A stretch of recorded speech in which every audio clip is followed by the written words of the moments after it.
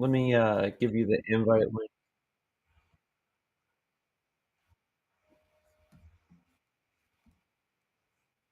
Here's the invite.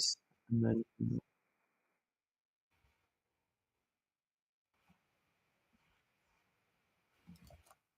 there you go. Both are in the private chat.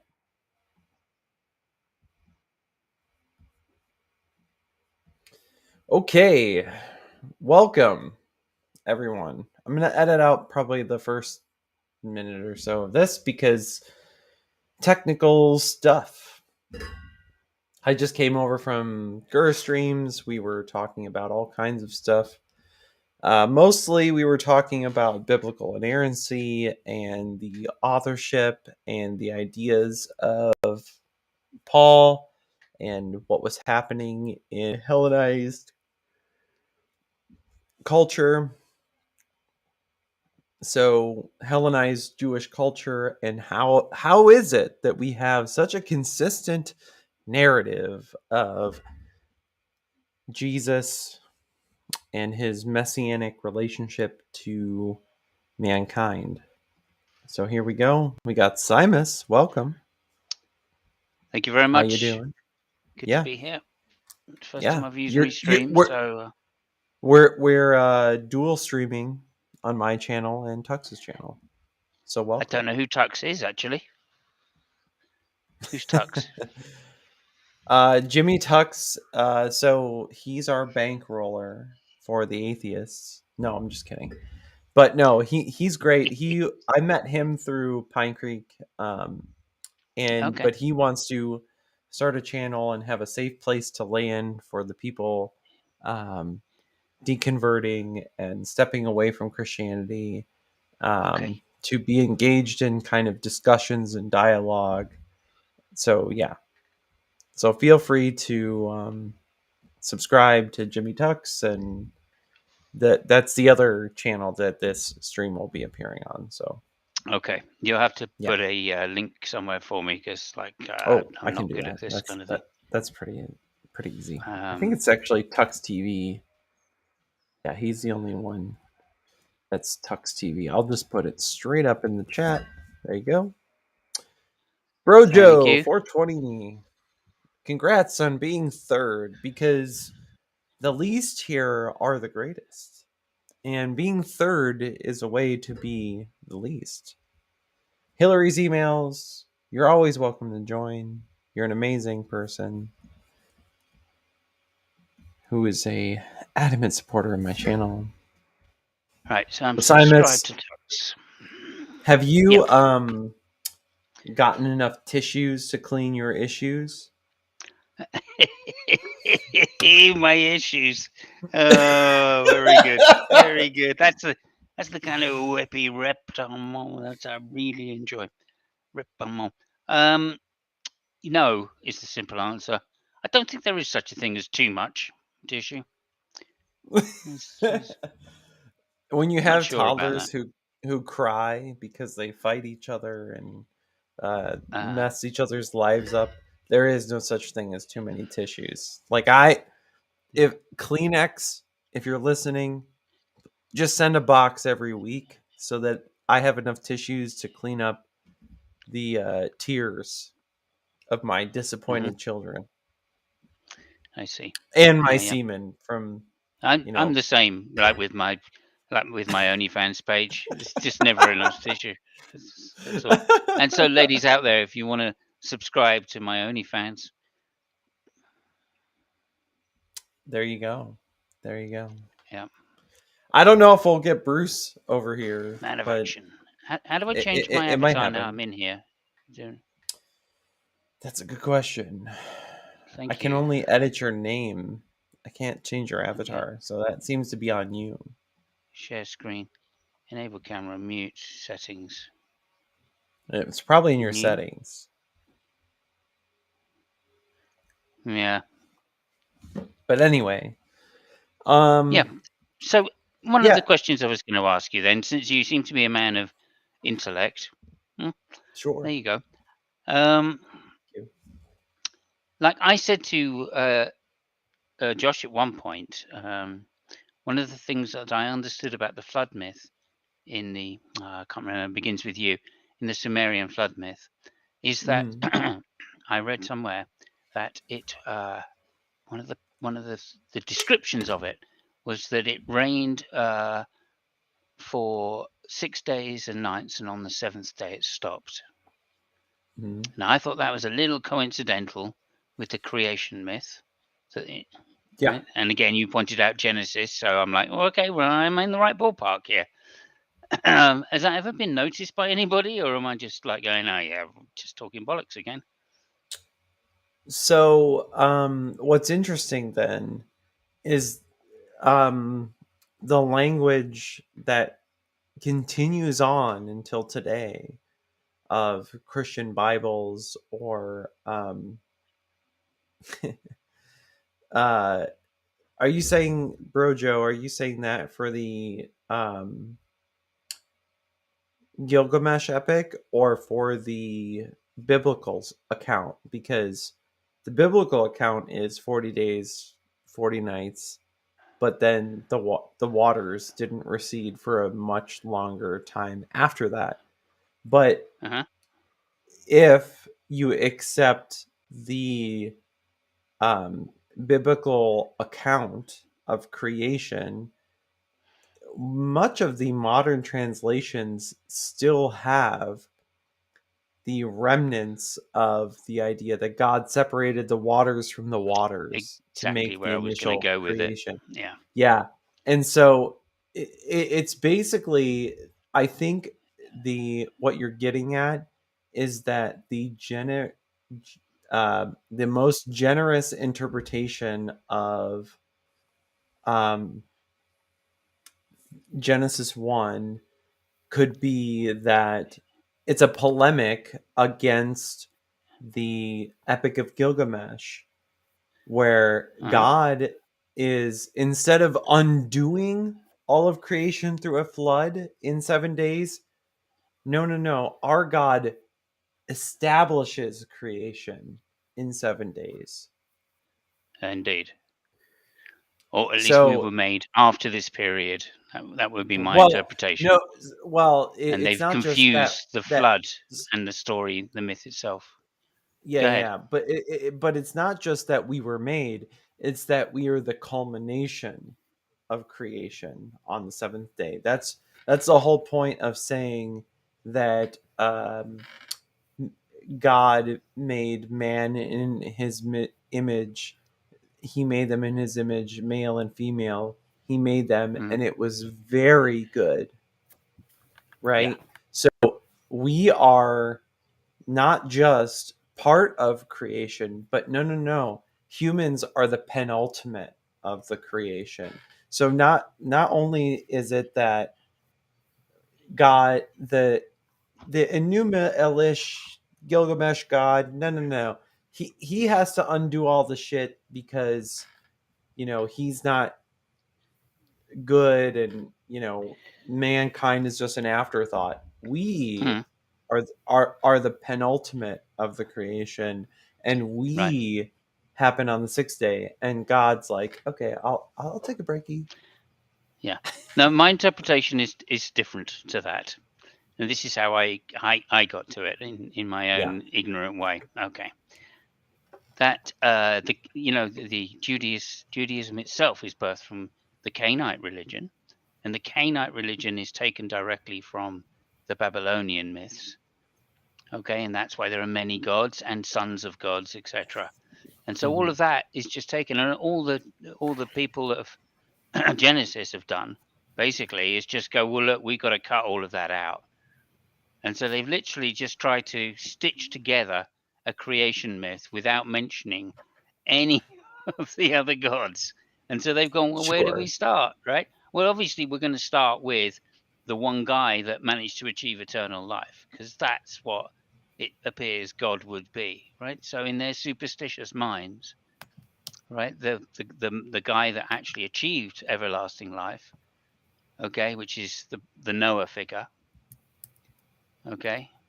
No, Um, Go before ahead. Noah, it was actually Enoch.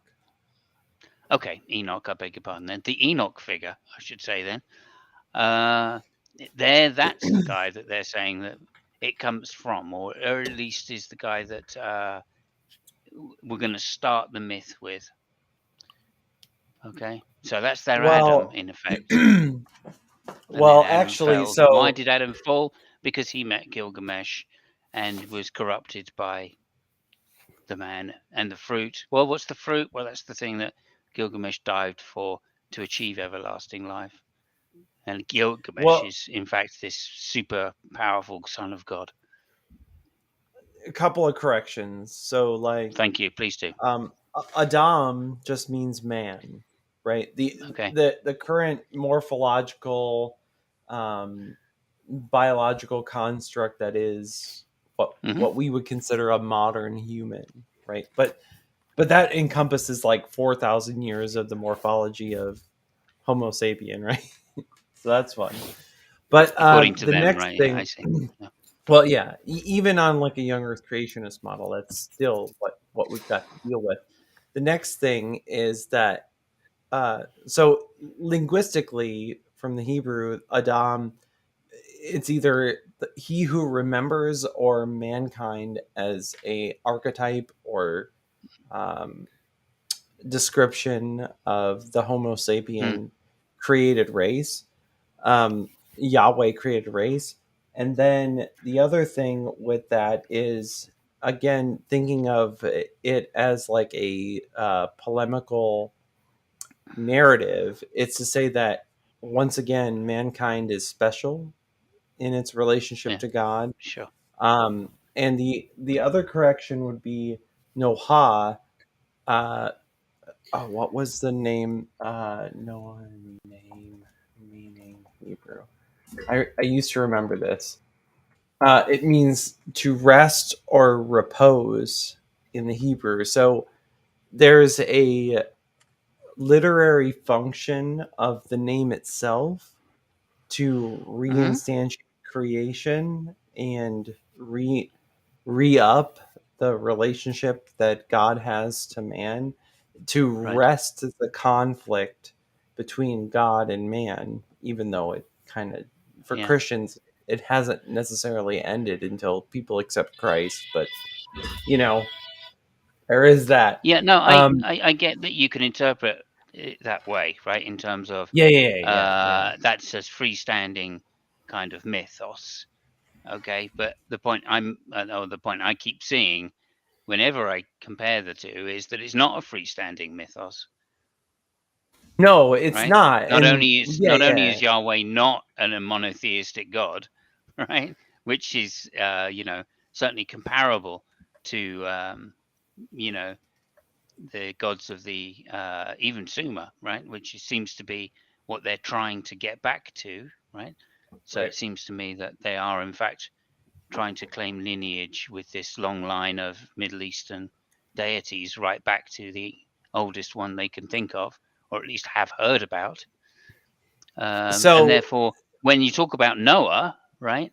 Well, no, that has to be reinterpreted because it has to be reinterpreted like all of the stories do in terms of monotheism, right? Because that's well, clearly at but odds with all of the stories that they're taking it from. the moral landscape back then though was different. It was that it wasn't unacceptable or out of the question to think of a narrative or way of thinking about reality, own it yourself, but then change it a little bit, and then Sure. just spread that or disseminate that. There weren't intellectual Hmm. property laws. There weren't social Agreed. mores about doing that or not doing that. And so, Hmm. like, maybe that's just happening at that like theistic or deistic level where it's like, oh no, Right. wait, like you've got some of it right, but really this is what God is really like. And I could accept that they were if totally free to do that. right. I could accept that What? if there weren't so many callbacks, right? But the Well, fact is, there's so many callbacks, right? Virtually every single story in the Bible has some kind of callback, apart from like maybe 500 BC onwards, etc. But Every single one seems to have a callback. And so why are they you're calling back?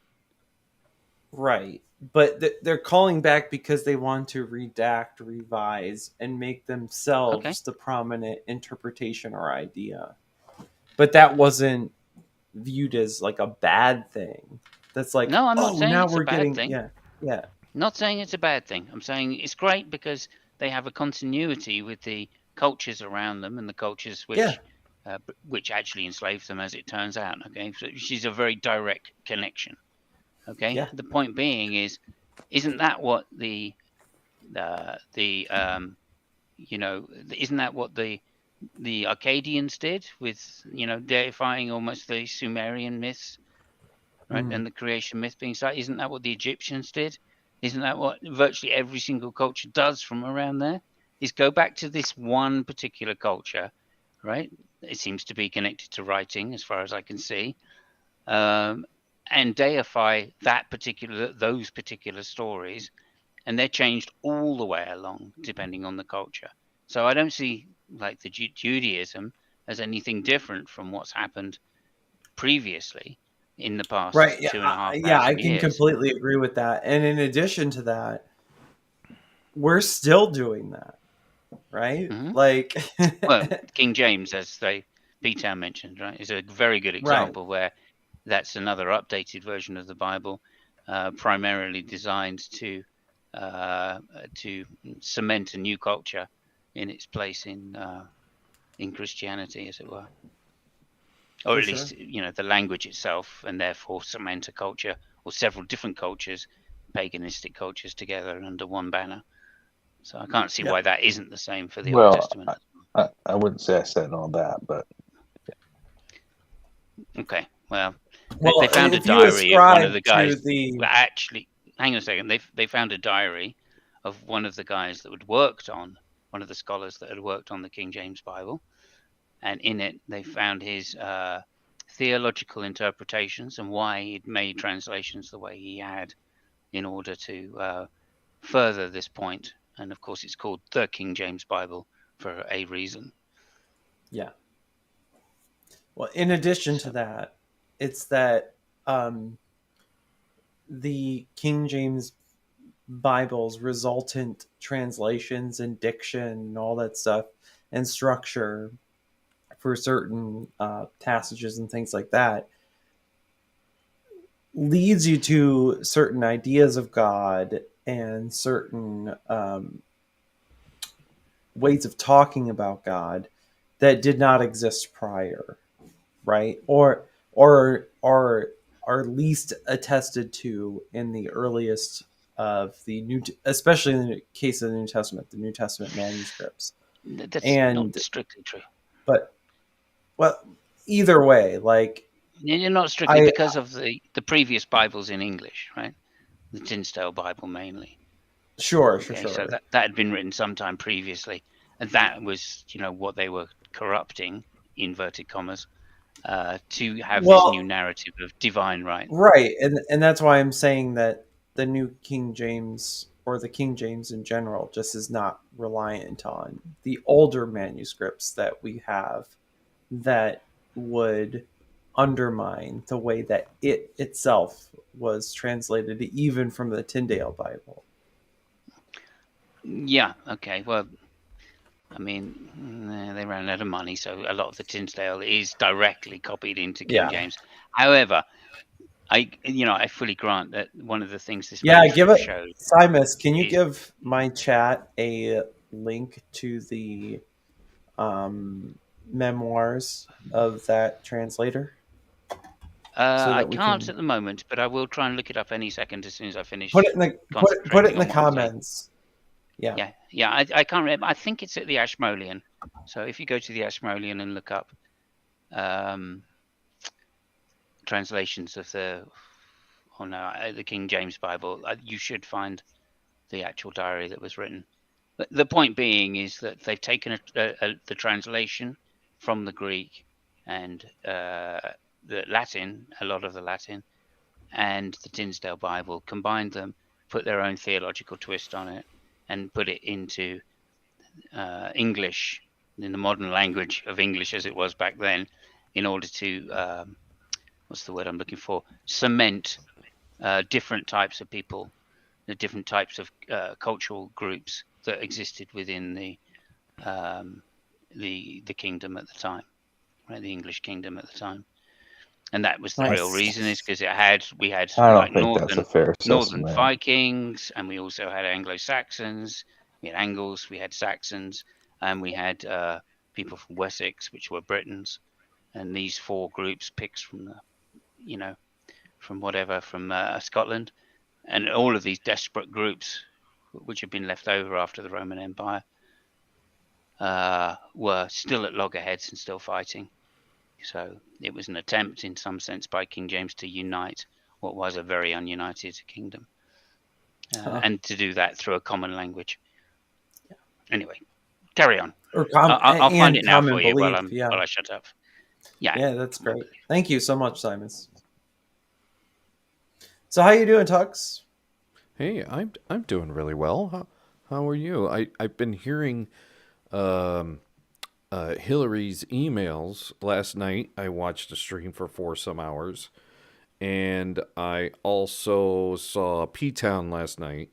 I left a comment earlier today I should address. P Town, it just seems like anytime you're on, you kind of get pushed over by this specific atheist community. And I wanted to see what your thoughts are on some of that. And Seamus, I don't know you at all. I've never seen your name or anything before. I've seen Simus many times. Simus? Yeah. Hello, thank you. Gur and he's been on with Gur. You were on with Gur earlier? Yeah, I was, and okay. I know Doug and Nathan and that crowd. I've been around the community for about 10 years. Do you go by a different name? Nope. No. Okay. It's always been Simus, yeah. Since the old G Plus days, anyway. Mm-hmm. Welcome back, Bruce. A good deal. Hillary's emails. How you doing tonight? I'm doing very well, thank you. I am so glad to be on with you. Thanks. I wish I could have joined last night, but I was just too busy. And you really had a good show last night with BS. That was a lot of fun. Except I was trying to go to bed when P-Town was on and discussing his belief systems. And you said you made a comment about how I get pushed around. I feel like you're a pushover when, like you like the bottom drops out of your Christianity, and you just kind of surrender it. Like really, what makes you think that? Well, how many times last night did you say some variation of "I've only been a Christian for around 3 years"? When I don't think I said that at all. Actually, your feet are getting held to the fire, or some variation of, "Well, I'm just not familiar with that." I will. You know say what, that though? Sometimes I will say, I will say that often. For your sake, P-Town. Like, I think that's an actual intellectually honest and charitable and good response, because not being familiar with the stuff that, myself or Tux or anybody else on the stream has read about, the Qumran community or the Essene community rule, or, the Dead Sea Scrolls and what else is in there, or like the documentary hypothesis or anything like that, or modern genetics and things like that, and why you should or should not accept an Adam and Eve and all that other stuff. I think it's very honorable, and we need to be charitable and patient with people who say, I haven't looked into that. That's totally fine.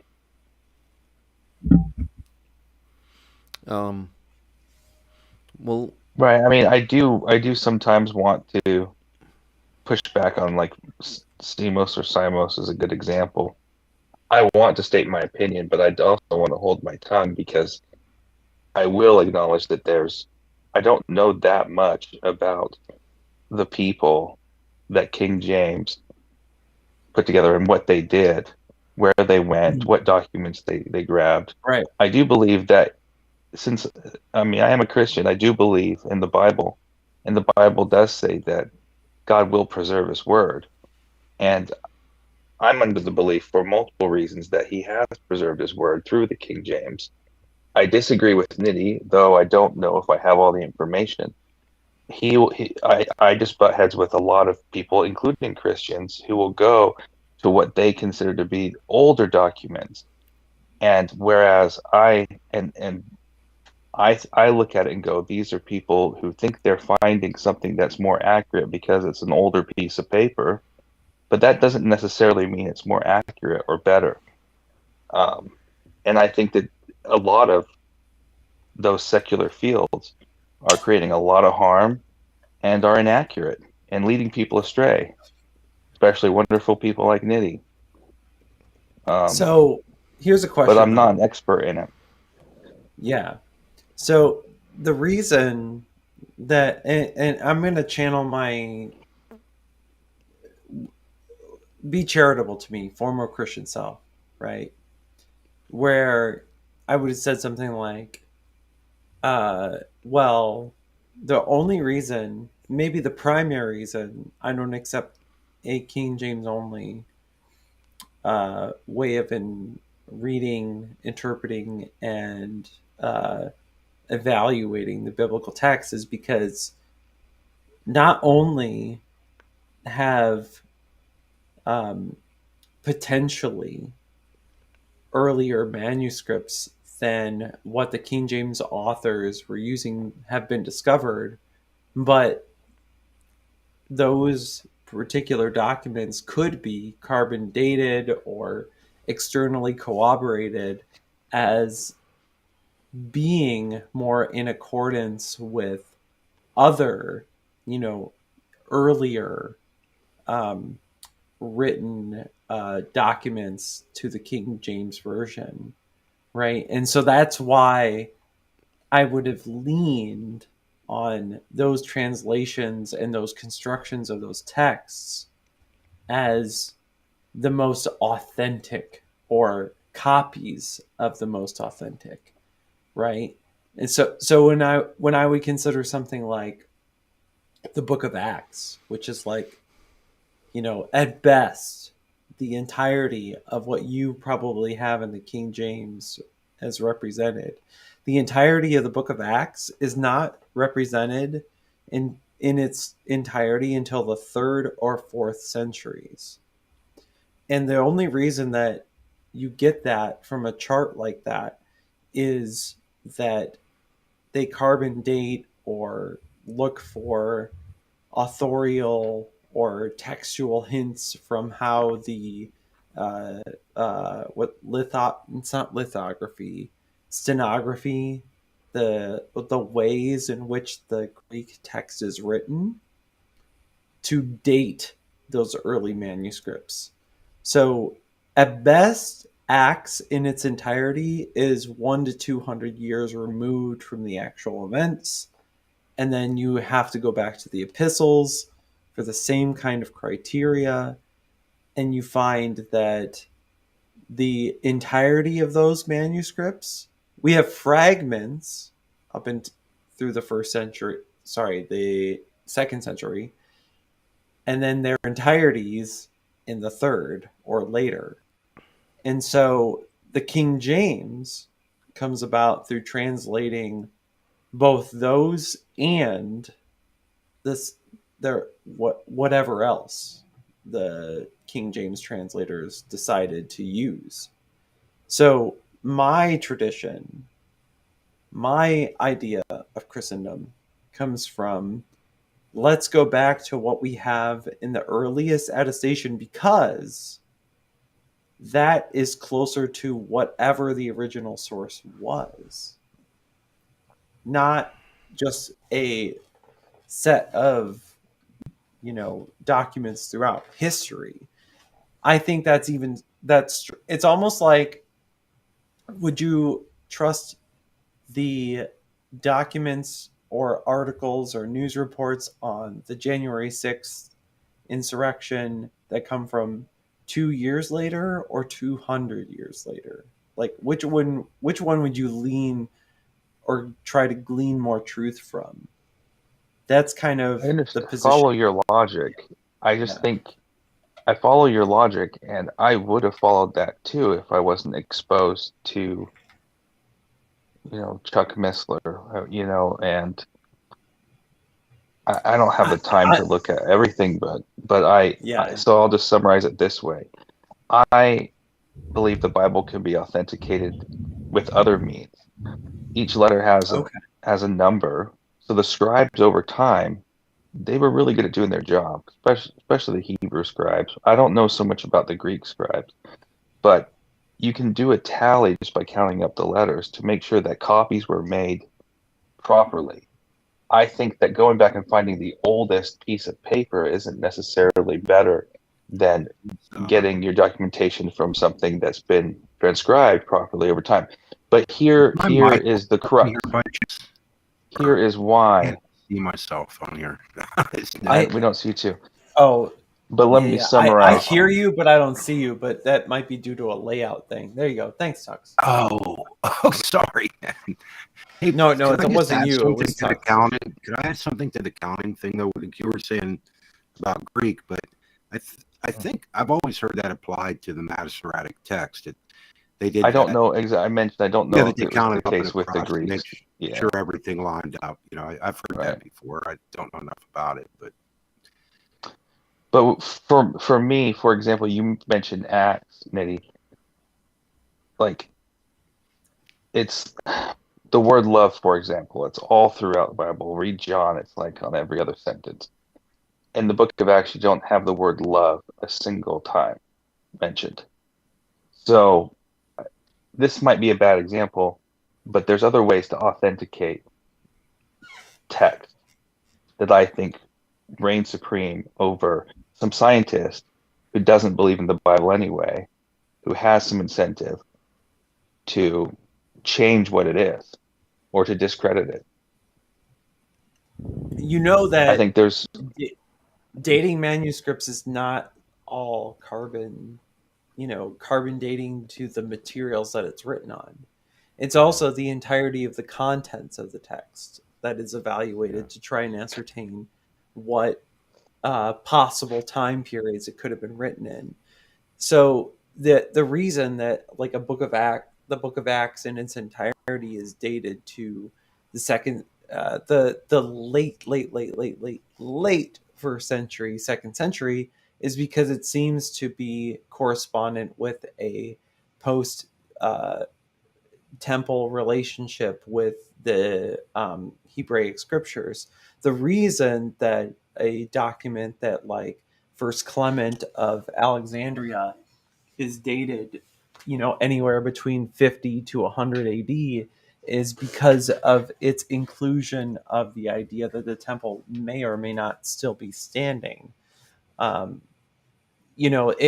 there's a preponderance of factoids that not just the materials of which the text is found with, it's also the contents within the text that are evaluated. So it's like the reason that the Gospels get so much shit is because they seem to be uh, indicative of a time period where people can conceptualize the idea that the temple is no longer standing, right? Like the Matthean or Johannine traditions seem to indicate, like, well, you know, the temple might have, to the senses of whoever compiled this text or transcribed this text, um, the temple is down, right? Like the Jews and the Christians need a new way to relate to their Savior.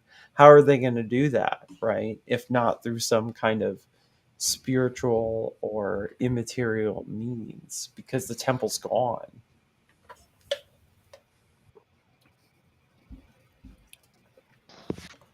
Okay, sorry, I put a few links in the side chat. I couldn't find exactly what it was, but I think I've come across it now. So I've put a link to, it's called Do I The need to Diary of make you a Samuel mod, Ward. Slimus? Probably, or you can just copy. what I I don't know found. how to see Put the them in the side chat. Can you put them in the private chat? Can you do that? Yep, certainly. Let me just I'd find out where appreciate the that. private chat is. There it is. Got it. Okay. So that was the Because last me one and I put in. It's a piece in the New York Times, and it actually has a picture of some of the pages. But it's the diary of Samuel Ward, I think. It's nice. the- Well, there you go.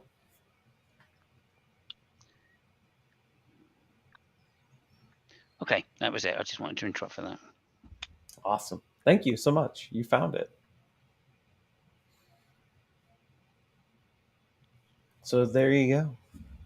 It's not, yeah, and it's not that skeptics are coming from a predisposition to disprove the Bible or disprove like these particular documents. It's that they get that carbon 14 date from the materials or whatever, the papyri, but they also look at the sonography of the papyri, like what are the forms that these are written? Do they match other things from these general time blocks of history of how people wrote these characters? And then they look at the actual literary contents of it, right? When we do our due diligence to translate these words and how they're being used, do they match the time period we're expecting? Or are there anachronisms? Are there things that seem indicative of maybe this author is looking backwards into time to craft something new? All of that is taken in consideration, and then they say, okay, this is the general bubble that I want to put this manuscript or text into.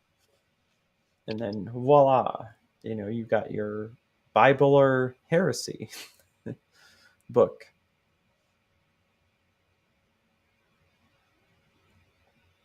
But I mean, yeah, you believe something that I believe is an attack of the enemy. That's not true. Sure. I mean, Yeah. it ultimately comes down to that. Nitty is I fight that all the time amongst Christians because they want to, and I see where it's going to take them because, but I mean, you can authenticate scripture in other means other than trying to trust scientists, which don't have the best track record of being honest. So, but I'm saying it's not just scientists. It's I linguists, follow you. There's the linguistics. Yeah, I follow you. There's another issue as well, actually, which is I think what you're. I mean, scientists, can only I don't know, investigate the physical material that's there, and that's only giving dates. That says nothing about the content, right? right? And you seem to be taking issue with the content as if it is, or the questioning It does end up manipulating dates was because saying some of it's those a problem with some content, and I don't see because those two things as being the same. a lot of those old documents have missing things, and they're going to say because this is the oldest document that we have, therefore these other things in the Bible that I read, those things were added afterwards. That's just an Yep. example. Well, that's So not strictly true, is it? right, no, It's and I mean, just one I Mark, agree example with of what that. happens. Well, I'm not It's rare for that to saying happen, but yeah, right, there's a few spots. and in addition to that, um, I'm not trying to defend that the others. So just because the earliest manuscript or attestation of a particular event or spiritual truth or whatever is the best and only thing we should accept is true. No. I'm not defending that.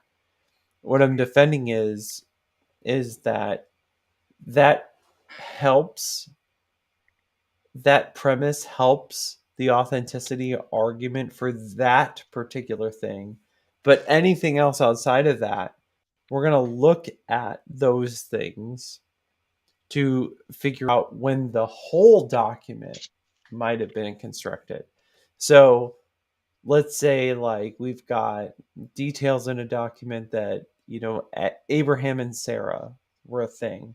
Okay, so whoever wrote this is trying to corroborate something that is, you know, 1400 plus BC, right? Then the rest of what they have to say is evaluated on what we might ascertain is contemporary based on science and or literary cues, or its self attestation of when it could have been authored, right? So, you know, let's say they agree on Abraham and Sarah being a cousin couple, and all that's good, but also they make a claim that because uh, Abraham had his relations with Sarah and they eventually bore a child, that child was the Christ. Well, okay, so this is Christian literature, right? It can't predate what we would assume is Christendom, which is 0 to 30 something AD. So this document is probably post 30 ish, right? Post 32, 34, whenever you want to try and staple down the sacrifice of Christ, right?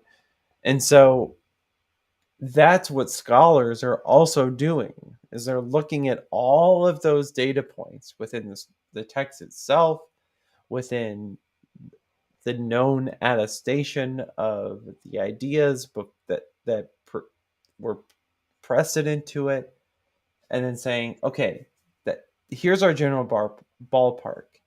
Now what, right?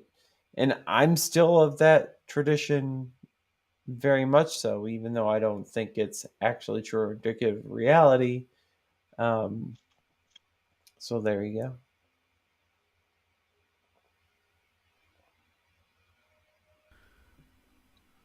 Yeah, and like I said in the beginning, this is not what I study. So, but I try to put up, state my opinion with the little that I do know. Yeah, and I Just 'cause I'm appreciate supposed that to. because you're being honest, and like I, you know, I really respect you for taking that stance, and I want you to do more reading and engagement with um, people who think differently than you.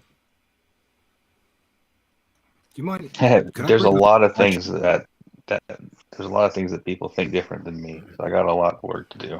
Then yeah, you do, and you're gonna have a lot Oh, of fun do you? doing it. Could I ask about that? What I was asking earlier, see what your thoughts are on this. Yeah. As far as how well the Bible does fit together. Let's just say we just looking at the New Testament. Of course, you could. It's a whole completion as the Protestant Bible is presented, but Mhm. how do you think it ended up lining up as well as it does, even though there's questions about certain things, and of course, textual variants. And if there were uh, screwball ideas in between, like why? Like I don't hear anybody ever talking about these texts where, say, a story evolved into this and this into this. You know what I mean? Well, the order of the Old Testament has been changed. So to say that it Yes. lines up, there's a if you think Matthew was the first book, then it lines up with the current Old Testament for the Christian. If you think that Mark is the first, it actually lines up with the Jewish Bible. Well, most So people tend to think Mark was Mark at and least my priority. Yeah. understanding is Mark. I am Mark of the is probably belief early. that originally this was supposed to be a Jewish belief system, just another sect of Judaism. And that there was potentially some form of Matthew, but some sort of Aramaic document that was specifically for the Jews, and then Paul kind of changed that. And then by the time we got our Gospels, that what we know as Gospels in the New Testament, they are, Mark is the first one written in what we have now as the New Testament. But I think there was a precursor to Matthew, or it might even be the Q document. I don't care. Doesn't matter. Yes. But a precursor that was specifically for Jews, not for Gentiles. Whatever it was for Jews. Mm-hmm. And this Jesus was supposed to be a presentation of a modern day Elijah, a modern day Moses, and Mark is doing that. You can tell his writings, Mark's writings, line up with the Jewish, what we call the Old Testament, with the books of the Old Testament for the Jew, for the Jewish faith, and Matthew lines up with the new arrangement, and that's kind of one of the other reasons. So why, when you say that it lines up so well, it's been manufactured that way, I guess, is the easiest way to say it. And you can tell it was manufactured that way. But I mean, I guess the thing is that like stories like where people will find a fault with say Judas fell headlong. You probably know that. I ran into it. But and yet we find an answer for it, or right. In a lot of apologetics, I mean, you'll find answers, and maybe they don't satisfy everyone, of course, but I do find it interesting that at least it seems to fit together pretty well for something that a number of writers wrote. Bruce, are you aware? Yeah, I that ran into this recently, Bruce, like on the Muslim third streams. version? Did you know there's a third version of Judas? No, not familiar with it. I'll come back to that. Oh no, my phone's upstairs. I'll come back to that. I think I'm looking at your name, but I don't see it. But do I know you here on YouTube, or out of curiosity? I'm Tux TV. Oh, okay. I'm Tux, Jimmy Tux. So there's a third version in which Papias, Eusebius, quotes Papias about a third version of Judas, and it's quite interesting. Are you familiar with this, Niddy? Oh, he disappeared on me. And that's what Tux. I just looking on YouTube. TUCS. Judas. No, your channel name you were saying was TUCS. Tux TV at Jimmy Tux TV. So what is this third version of Judas? I'm here. Is I'm here. Is it a different version of what? Of how he died? In this third version? Yes. So the third version of how he died, yes. Okay. Let me do Control Find. Let me see if I can find it here. Judas. Well, that's the thing is, I remember Death running of Judas. into that. Here we go. I will read this from Wikipedia.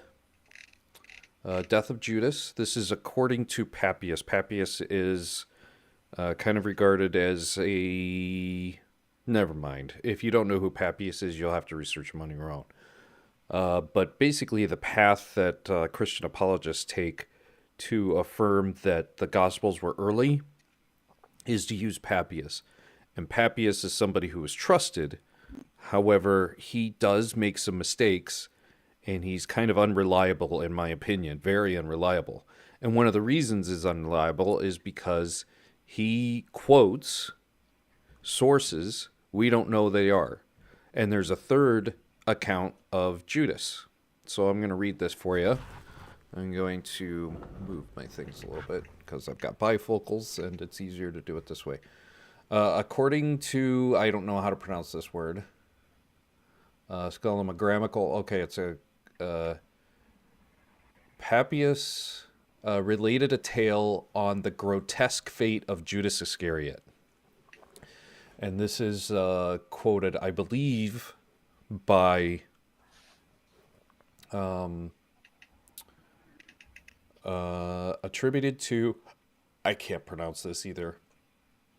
Is it Planarius the Younger? So Judas did not die by hanging.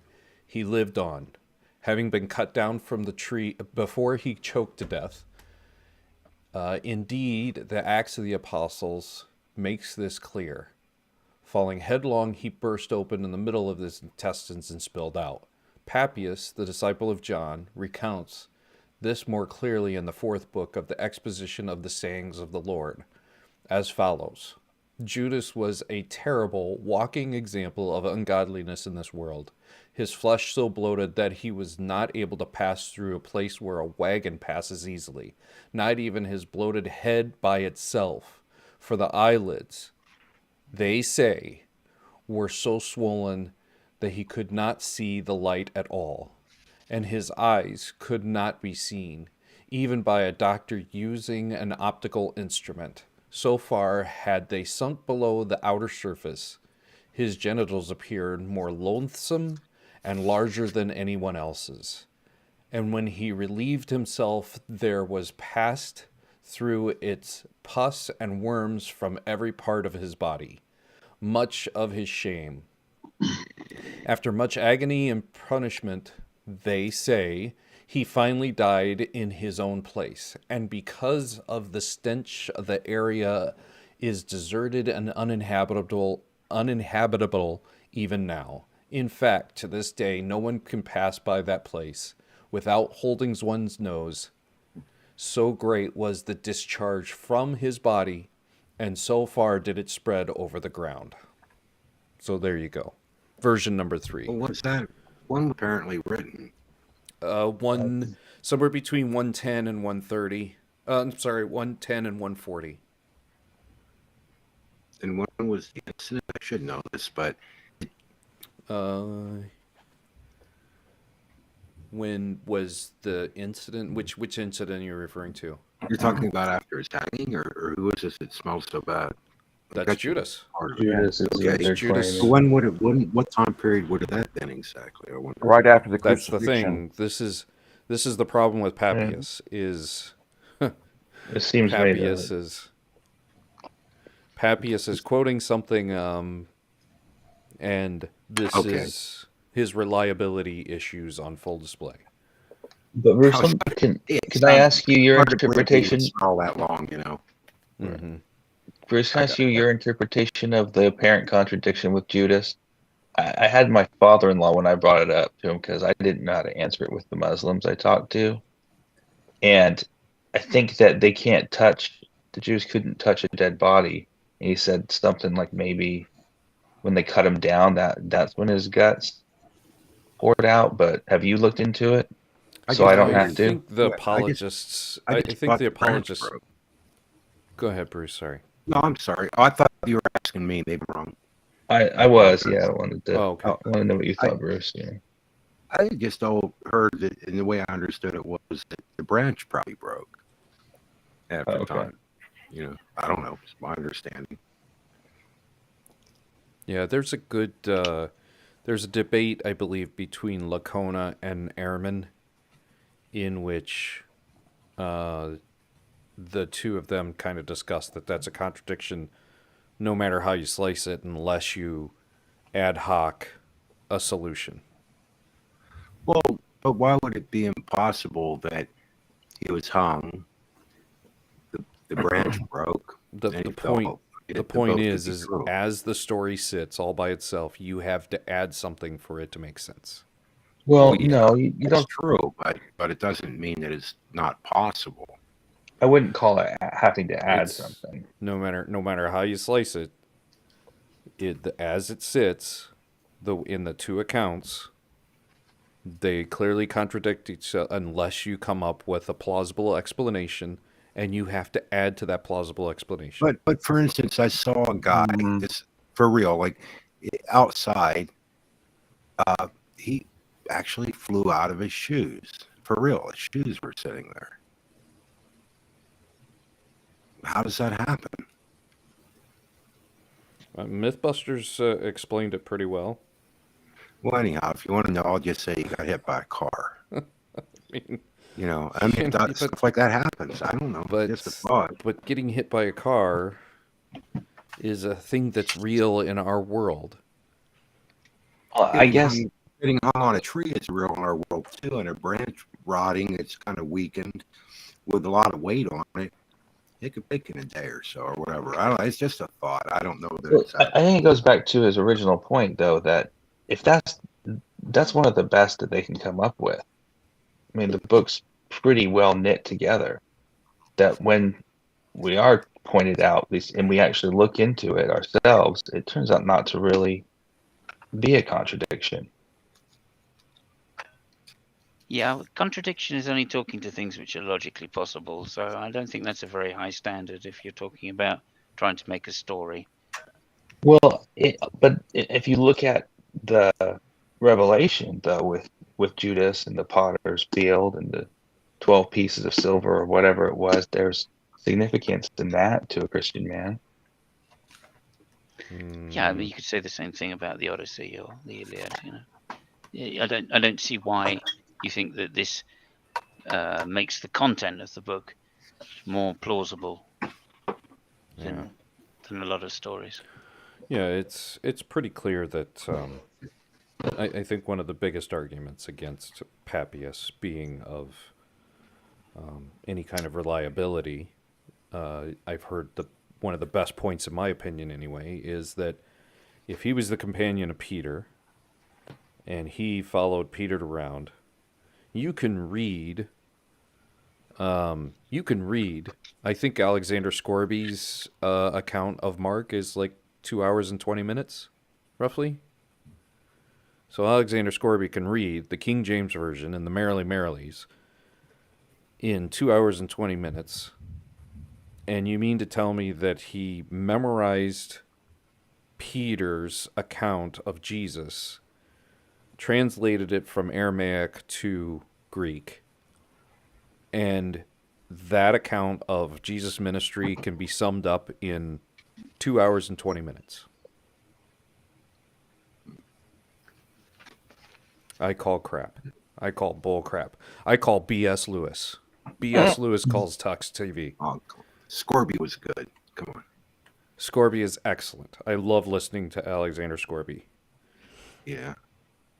But I don't believe for a second that Jesus, if you want to say that it's, it's a great story. That's what it is. It's a great fiction. It's almost a playwright if you're going to shorten it up to a perfect amount of time for somebody to sit in some form of a play, with the rising tears above you and a performer performing his craft. I guess what I'm wondering though is, do you think the Bible is put together pretty well? I mean, in the sense of a story that it flows and generally you can put together. I mean, is put together, or is it just haphazardly kind of? I mean, how do you view that? Let me ask you. When was the last time you saw any kind of performance, or a comedian, for instance? I mean, specifically a comedian, because Paula Gia just kind of did a video on this in the last month. It's been a while. I don't watch a lot of comedy. I don't like comedy. How about, I'm sorry, that's a bad joke. How about any kind of situation comedy? I mean, or not even comedy. It could be anything. What kind of templated weekly show have you watched, potentially? Man, I Netflix? Do you watch anything on Netflix? Very little. I mean, honestly, I'm unfortunate. I spent too much time on YouTube in most of my life. I really did. Who do you watch on YouTube? I ended up working on guitars and stuff. I watch on YouTube. Okay, Game of Thrones. Okay, Yeah, just make the comparison. So every week you tune in. Happy Days and stuff. I think when I was little, Happy Days. So Don't do The Chosen. I haven't so seen it let's yet. say Yes. let's say when Happy Days was being constructed, you saw the writers. Let's say you could be a fly on the wall. You got to see the writers writing a pilot. You got an actor sitting around a table a week later, kind of reciting their lines to each other, and then lights, camera, action, and you have the presented. You have roughly 2 months later a presented product with commercials, making somebody money. Is it inconceivable that the Gospel of Mark, the Gospel of Matthew, the Gospel of John is some variation of the same thing about the 3-year ministry of a apocalyptic preacher? The only thing that I would find hard to believe within that is that if they saw it, say, as myth, that they would present it so seriously. I kind of have to, for instance, put together Happy Days or something, or a myth, or a show that was a myth, like Star Trek, whatever. I can understand that. Well, think of the show 24. I mean, that's pretty serious. Your arguments, Tux. But if they I actually see him believe as it is what's difficult. If they actually believe it, or they're presenting the truth of this guy Jesus, I guess it's hard for me to think somebody's conscience wouldn't kill when them. you But it was They'd be like, entertainment. "Oh, wait a minute." It when you was say hired they, entertainment at some when you point. say they, though, if you took Shakespeare's name off or any of his plays, right, and you didn't have the chapter names, right, all you had was the names of the dialogue of the characters. Okay, who's to say that that isn't true? There's nothing, right? You'd think that that's actually history, and we don't have we don't have the authored names of the Gospels. All we've got is the dialogue. We've But actually it's only got the story indications. written. But aren't the names based upon some indication as to why they think it is this such and such a person? Oh, so's Henry V. You know what I mean? I mean, like when they the book of John, first and third John, that kind of thing. I mean, don't you think they have half an idea as to why they think? Well, somebody must have written it, so of course they're going to assign a name to it. And it's the same thing as saying Macbeth wrote Macbeth. Yeah. I suppose the In fact, things that are it's even said in the worse. Bible. They don't say it within the text. They don't say, I, Matthew, wrote this. I know what I'm I trying attest to to this as being an eyewitness because I knew so-and-so who saw it. And this is the Do you- story from him. Do you think like Greek mythology? Like I think to me it comes across differently than the authority that How comes so? across in the Bible. Hey, maybe I'm wrong. How so, Bruce? Why do you think it's different? What about it makes it different? I mean, we don't know that Homer wrote the Iliad or the Odyssey. That's just Somehow an assigned comes name. across as being more mythical, where the Bible I think comes across as they really believed what they're saying. Maybe, Right, like I said, I could be wrong on that. I could be wrong. Well, I haven't studied enough myth. Sure, But talking snakes. the and Iliad people comes coming across back- exactly that way as history, right? I mean, it's written as a history. Yeah, that's Okay, true. and there are supernatural claims within it, admittedly. So yes, we call it myth because of that reason. Right. So I can't see the difference when you're talking about supernatural claims within the Bible. But the different apostles had. I mean, you can somewhat decipher who wrote them by the way that they write them and the I type of don't think people they they were. originally even claimed that they were the ones that were writing them. They just needed. They never something. claimed it. No, they didn't need to because it's Right, demonstrated. I'm saying, no. Even the people at the time didn't say, "Well, Mark definitely wrote this." They Correct. just assigned a name to it because they had to differentiate them. Oh yeah, the Gospel of Jesus. There's Well, evidence. one. There's like 6. Oh well, the one that kind of goes along with Mark. How about that? Okay. Well, Mark was like I don't know, writes in a way where he represents Jesus being a servant. He would emphasize what Jesus did. It was written in a way like to the Romans. It's just like you can see it. I don't know how to explain it fully, but each one plays a different role. I think Tux touched upon it earlier, where it seems so well put together that it seems like it's just been scripted for a play. If you had heard all your life that Thomas wrote it, would you still feel the same way, that it would have to have been Mark, that it couldn't have been Thomas, even though it was named the Gospel of Thomas? That's a tough question to honestly answer because it didn't happen. Right. Like I don't know, but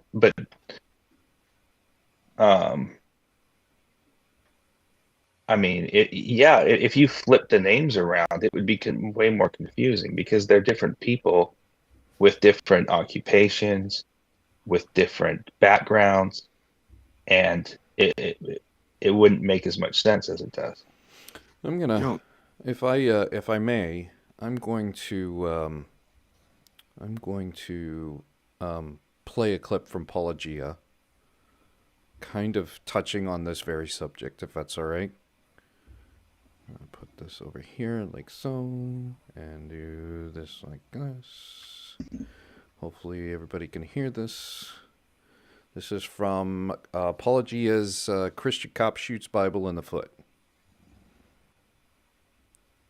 All right. Hopefully everybody can hear it okay. Beholden to inerrancy statement of faith commitments, are free to acknowledge that the Gospels are clearly drawing from multiple sources. To insist that the authors were personally eyewitnesses is wishful thinking rather than inference from evidence. Just as Jim told us, you would be hard-pressed to know whether it was he or Frank on some of these issues. Yeah. Yeah. So we all do that, right? So now that becomes this oral tradition that's out there. And if one of us writes a book or two of us write a book, we're going to include the same kind of verbiage, the same kind of verbiage with how we express it. But it's because we have a common oral tradition. You attribute the verbiage similarities between you and Frank to common oral tradition because you know that you two have toured together. But what if we point to Christians who use your phrasing or Frank's phrasing when posting messages in my comment section? Something that happens all the time. I have no way of knowing whether they read your books, heard your lectures, or both. That evidence is inconclusive, just as the evidence of a Q source gives no definitive reason to confidently affirm a written document or an oral tradition. It's completely ridiculous for Jim to be sticking his neck out here, but since he's the one who put it in the guillotine voluntarily. And what I have discovered also is that we end up speaking these things over and over and over again. So that if you were to transcribe, and I used to tease Frank about this because I've heard his I don't have enough faith to be an atheist talk. We did these fearless faith conferences. Oh my gosh. We did these, and I heard that talk so many times. I could give it the same exact. Yeah, I could pause for the same jokes. If you were to line up the audio files, you would see they peak at the exact same times because we're delivering it the exact same way. Frank's I Don't Have Enough Faith to Be an Atheist book, the original foundation of his speaking tour lecture, came out in 2004. So Frank Turek has been honing this material for at least 18 years. Jim even mentions that he pauses at certain spots, anticipating where jokes will land with the audience. By the way, all the proceeds from the sale of the books, the curriculum, the DVD, will go to feed needy children. Mine. Okay? And by the way, all the proceeds from the sale of the books and the DVDs will go to feed needy children. Mine. All the proceeds from the sale of the books and the DVDs will go to feed needy children. Mine. I just want to point out all the proceeds from the sale of the books will go to feed needy children. Mine. Okay? In his hundreds, if not 1,000, performances, Frank knows what gets a response and what doesn't. I think the comparison to a comedy set is an apt one. If you ever listen to behind-the-scenes interviews with stand-up comedians, like the 2002 The Comedian documentary, featuring Jerry Seinfeld and currently available on Netflix, they all talk about practicing their material over and over in club after club, night after night, trying different phrasings, different timings, different cadences. They keep what works and change what doesn't until they finally have the tight set that gives them the best chance at big laughs. Well, when I did an HBO special last year, I retired everything I've ever written and wanted to start fresh. Doing all the stuff I have never said before to anyone. These are thoughts. So this, how for me, is develop material. Right. And as you can see, it's quite painful. When you're crafting an act, you need to see how that material works in front of each different type of situation. Can you believe you're in charge of deciding whether our brilliant ideas are good or not? You get to decide what's good and what's not good, and we believe you. And what the hell do you know about it? Nothing. So, there's my offer to you. This is practice. It's rehearsed. It came from an entire genre of apocalyptic preachers, which is kind of a mesh of Hellenistic influence on Jews, Maccabean influence on Jews, and just plain everyday life when the Romans are marching into town. I can see that. There's something I wonder that's like, for the amount of time they would have put together, and don't you think there would have been left some manuscripts that would be, you'd have more than, say, Sinaiticus, Vaticanus, and, say, the Byzantine text. Like, you'd have more radical things different than just things here and there. Yeah, I would love to say that there was a first century mark, and even if there was, it wouldn't probably change much. But roughly, roughly, to me, most of this stuff didn't matter until it was the official Roman religion. Most of that stuff didn't matter. Being entertaining in the first century, second century, whenever that script was made, being entertaining was all that mattered.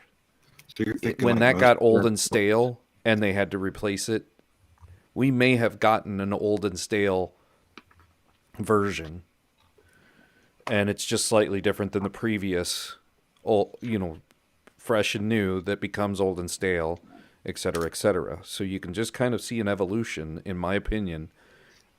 The codexes that you've mentioned, they are completely different from the 7th century. The 3rd and 4th century partials and completes that we have are different from the 7th and 8th century. Okay, so and the 7th and 8th century are different, slightly different anyway, from the 11th and 12th century, which is what the King James Version was based on. Well, okay, you're talking about the majority or Byzantine text family for the most part, or what they got from the Latin Vulgate, right? Is that predominantly what they would have used? For the King James? Yeah. The majority of, well, maybe not the majority, but a very large portion of the work was done in German prior to the King James. It's my understanding that the King James was based off of partial work that was done for the German version. The Geneva Bible or what? I don't remember the names of them. Didn't they mostly use the Vulgate? Seen as a heretic. Well, they would have looked at the Vulgate for they it not being in the original. Wait. I'm pretty sure they had a number of Greek manuscripts, which like 5,000, I think. I don't know that they had that. 5,000 does not show up until closer to the 15th century. No, I'm saying they had a number of manuscripts, I think, that we feel today would have been what we probably call the majority text family or the Byzantine text family, and then they had the Latin, and of course they could look at the Geneva and the bishops or whatever else preceded it, right?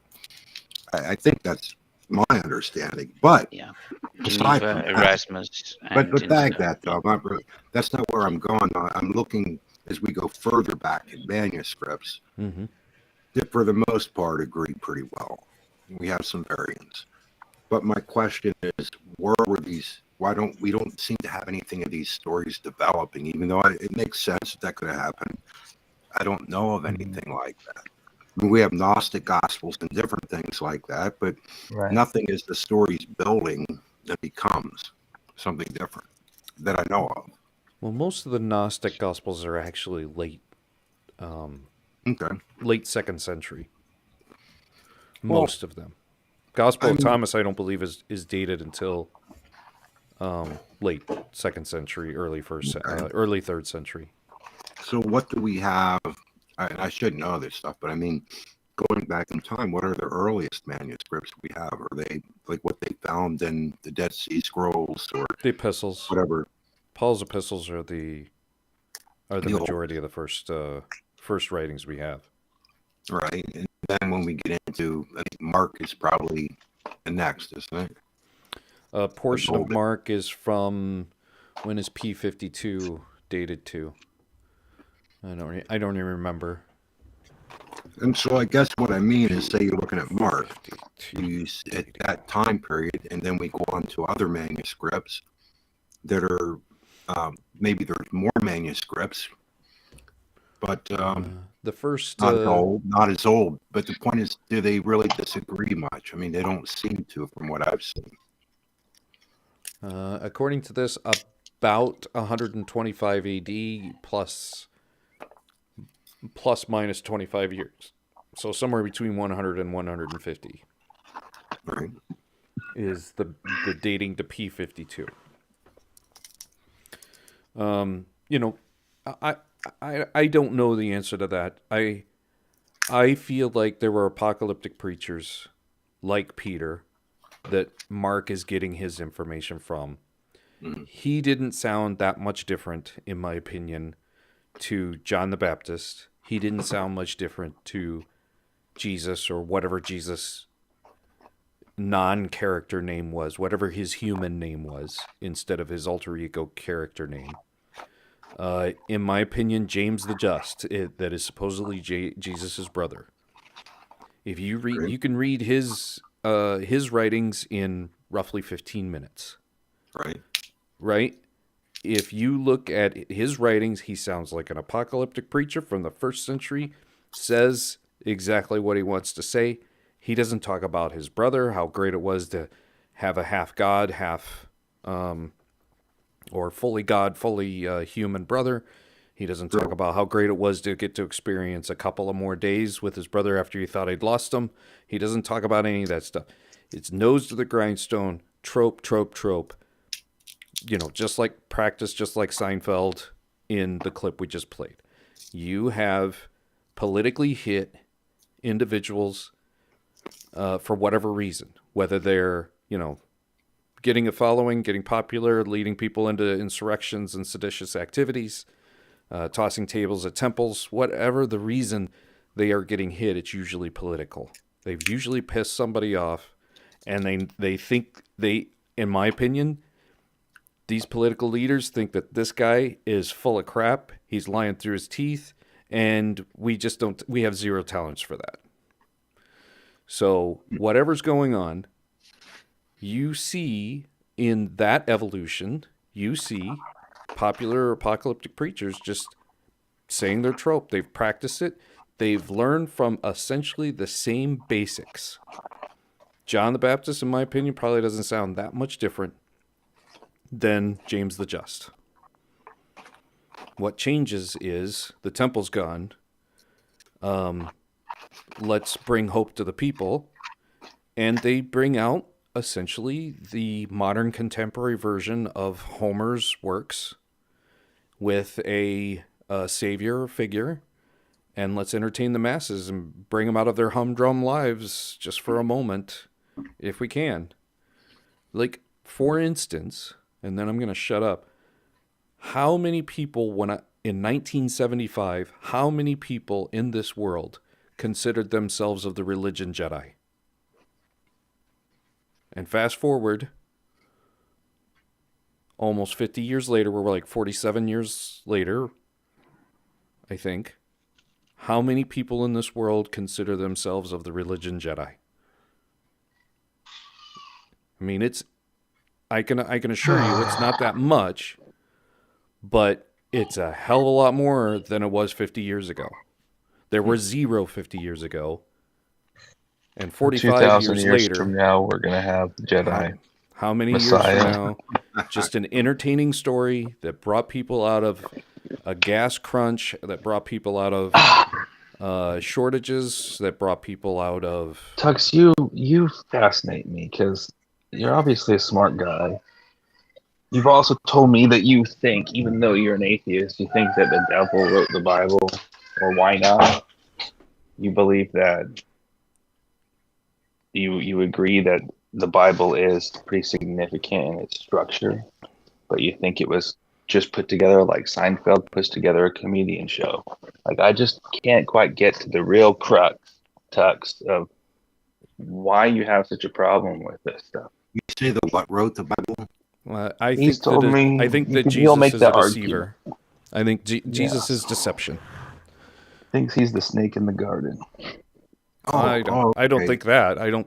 Sorry, that was another guy. I think Jesus does show up in Genesis 1:3 and Genesis 1:4, but I am not certain that he shows up in Genesis 3:1. But it's possible. But about this seed? But I actually think that the devil character and Jesus character are each other's alter ego. Like one person? Yeah. Like one person, and sometimes he's deciding to be good, and sometimes he's... but not the snake, though. No, I think that the serpent in there is just a creation. So you're looking at it as like a reflection of man's mind and trying to figure out, like almost like a psychological kind of writing of the human being as opposed to about God and spirituality. Anything's possible, Right. but I'll put it this way: in relation to what you just said, I don't think supernatural beings need to exist for us to have the Holy Bible. I think human beings are fully capable of creating a deception scenario, sugar-coated in the way that we see it now on today. You don't need a God. You don't need a Jesus. You don't need a Holy Spirit. You don't need a devil. Human beings are fully capable of doing this book all by themselves with their creative capacities. But I think and that's what makes it deception. And that's why I take a stand so much with Niddy on relying on people who claim to be scientists and when things were written, and that authenticity, because if you don't have that to stand on, it's clear that the Bible stands outside the time domain. You know, a large portion of it, all of it, is written by God, Tux. It's not written by God. Let me give you a scenario in which I think it would be written by God, and this is completely ad hoc. Let me respond to Richard Matson. So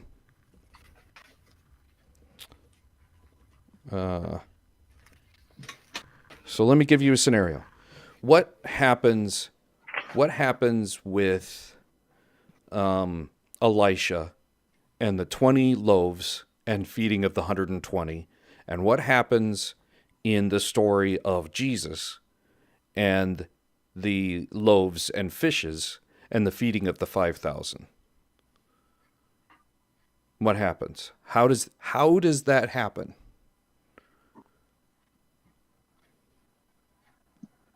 Well, you have to rely on it being a miraculous thing that Jesus did. Perfect. Right. What about the Bible is miraculous? Where do I see, for instance, Jesus came out of the tomb, the angels that were presiding beside him is already has God's word. He's given it to Jesus. Jesus has fulfilled the new covenant, and he is going to pass out his new word. And it's amazing. That Bible, it is protected by miracle. It is indestructible. And guess what? Every once in a while, it replicates itself except it comes out with whatever language is needed to be to clarify anything that comes up in human association with serving God. Do we see a copying and a pasting of the loaves and fishes to feed 5,000 to educate 5,000 from the miracle of Jesus? Is it so incomprehensible that the miracle of Jesus couldn't be going on today with the replication of his word? Even if I prove to you the Bible was divine, Tux, you'll just say that no, it's just man that made it, and they just kept on making it better and better throughout time, and they saw what works. You made that clear today. Yeah, well, you'll find a way, but that's why But what's the opposite? You'll be would you be out. able to? Would you be able to present the opposite of this is how we know it's a miracle? With the fishes? With the Bible. Prove the fishes. With the Bible. What part of the Bible is miraculous? I lean on things like the genealogy from Adam to Noah and the other genealogies, and what the words mean, what the letters behind the words mean. It all kind of puts together a picture, with little brush strokes. You have to step back and see it. You can argue each brush strokes not divine, but once you step back and see the big picture, it works.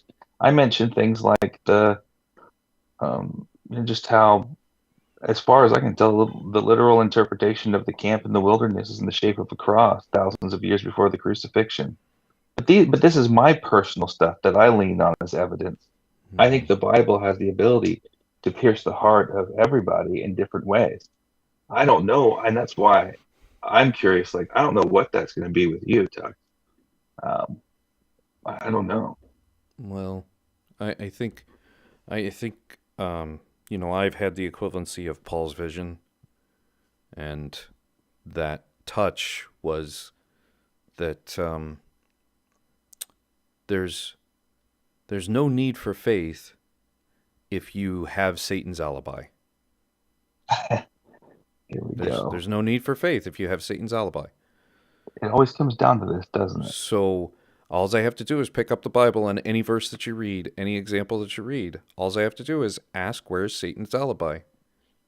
If you're going to propose to me that it came from Jesus and it only could have come from Jesus, and I say, well, there's a chance that it came from the devil, would you be able to provide me with any kind of information that shows, you know what, the devil couldn't have done this? We know so, because Jesus locked the guy up, threw away the key. But we don't have that. We have God people says coming he can't on. Lie. Doesn't the Bible, according to Yahweh, Jehovah, say that he can't lie? And the Bible and the snake never did lie. But here we go again. Oh my God! I'm telling you, this is a good road to go down. I will talk about this till the cows come home. But question in there. If I may just state, if I may ask something which is related to what, if I may ask something which is what was related to what Tuck said earlier. The story that Tuck's eloquently described of this being a group of people making a story in order to entertain and to hone it and to be a better entertainers, the stories were honed over time and indeed adopted and changed over time in order to be to appeal to more and more people. You would believe that story when we talk about it being the Iliad. There's no contradiction there with the verbal passing down of a story over many generations. About Plato's book. In which case, which is much more complex than the Bible. It takes a lot longer to read than the Bible. Okay, being passed down word of mouth to entertain and to be refined over generations, and people openly changing it. In the case of the Iliad, and then finally written down in whatever 400 AD or 400 BC rather, and then even then still refined further into the modern day, when we have a more definitive version from whatever it is, something 300 AD or whatever. Now, that story is completely believable to you. And the story in itself is entertaining to this day when you read it as a story by itself on its own, because it's been through this process. And now we are talking about a story, a group of stories, which have been, I would say, had exactly the same process, word of mouth passed down. No, it Through was at clearly written least a by the few devil. Did you hear Tuck? a few generations, Deceiver. a few generations, okay, and then finally written down in the best form they could in either Aramaic or not Aramaic, Hebrew, or more likely Greek, okay, and then combined several hundred years later into a complete story or set of stories, and then passed down and translated through many different languages into the modern day, so we can read it as a coherent story. Right? That is the same story. You believe it with one, but not with the other. I don't understand why. Clearly not the same. Thank you. Thank you. How do you pronounce it? Yes, Simos. Simos. Yep. So one quick question, P-Town. Have you ever watched a Quentin Tarantino movie? Yeah. So he should do the Bible. How about an M. Night Shyamalan movie? I think so. Yeah, they're similar, right? Like, I promise you, when you do an evaluation of either of those two directors, their style, make a great they Bible give verse. away the end at the very beginning, every single time. If you know what you're looking for, the end is given away at the beginning in the Bible, and it's a very human function. It's a great way to tell a story. You're going to be deceived. Here's how I deceived you. And then you go on and you go through the book thinking, wow, this is the best thing. But guess what? The 6-year-old kid, spoiler alert, 6-year-old kid sees dead people and you're dead. You got it? Do you understand? Yeah, the Sixth Sense, yeah. So, yes. Do you understand that the deception is being told to you at the very beginning? Spoiler alert, you're being deceived. It's an interesting theory. But it's just what the serpent does, just what the deceiver does. It's a half-truth. I mean, it's why I wanted to cast out demons right as soon as I met you. What was that, 2 months ago? Yeah. I mean, it's just textbook the adversary doing his job. I am the adversary, but here's the difference. P-Town. I don't intend to deceive the world. I intend to relieve the world of the deception it's already in. It's a difference. Wait, what do you feel? You don't feel, what is the deception? You feel it's a spiritual thing, or it's just physically the mind and how it works, or what? Or how are you viewing that? I just read Gurr's comment. So I got a little distracted. I'm sorry, Bruce. I think this was Bruce that asked me that. Yeah, it's me. So, ask me that again. Gosh, terrible thing. I'm getting old. I forget that quick. But in other words, you take it spiritually, or are you thinking this is more of a mental kind of thing? The evil, the dark, the Satan, whatever you want to call it. You know, that kind of. So let's say, have you ever been defrauded? Yeah. Like, if you've ever written a check to somebody and then found out years later, oh, that guy was, there isn't anybody in a Ponzi scheme right now that thinks my money has been wasted and stolen, right? When do they find out that they've been duped? Is when either they try to get their money out and the house of cards comes falling down. You mean like if someone ripped you off, you didn't know it happened, like with a bad you didn't check know it, yeah, something like that. We're in a situation where spiritually somebody can promise you the world after you're dead, take 10% of your income now, and if it's deception, guess what? You're not going to find out until. Say the word. So what does the word? I can't help but ask. What does the word spiritually mean to you? Like you said spiritually. I don't really have a good definition. It's like porn. I know it when I feel it. But is that when being I see it. outside of the mind, or you're talking just as the mind works from one human being to another, or are you talking something outside of the mind that works in the air, almost like 5G kind of, or something like that? So let me drill down on this just a little bit. When you're asking me this, are you insinuating that if you go to a house of worship and you go and feel like you're in the presence of God, that is what you're referring to spiritually? Or no? Okay, go ahead. Or you had a moment in which the power of a spiritual being feels like it's all around you, inside and out. You get the baptism of the Spirit type of. I feel like those could be deceptive.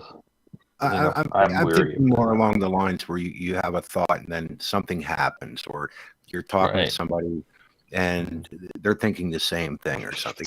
Almost like the psychic network kind of, or something like that, where it's beyond what you would seem to just be in your head.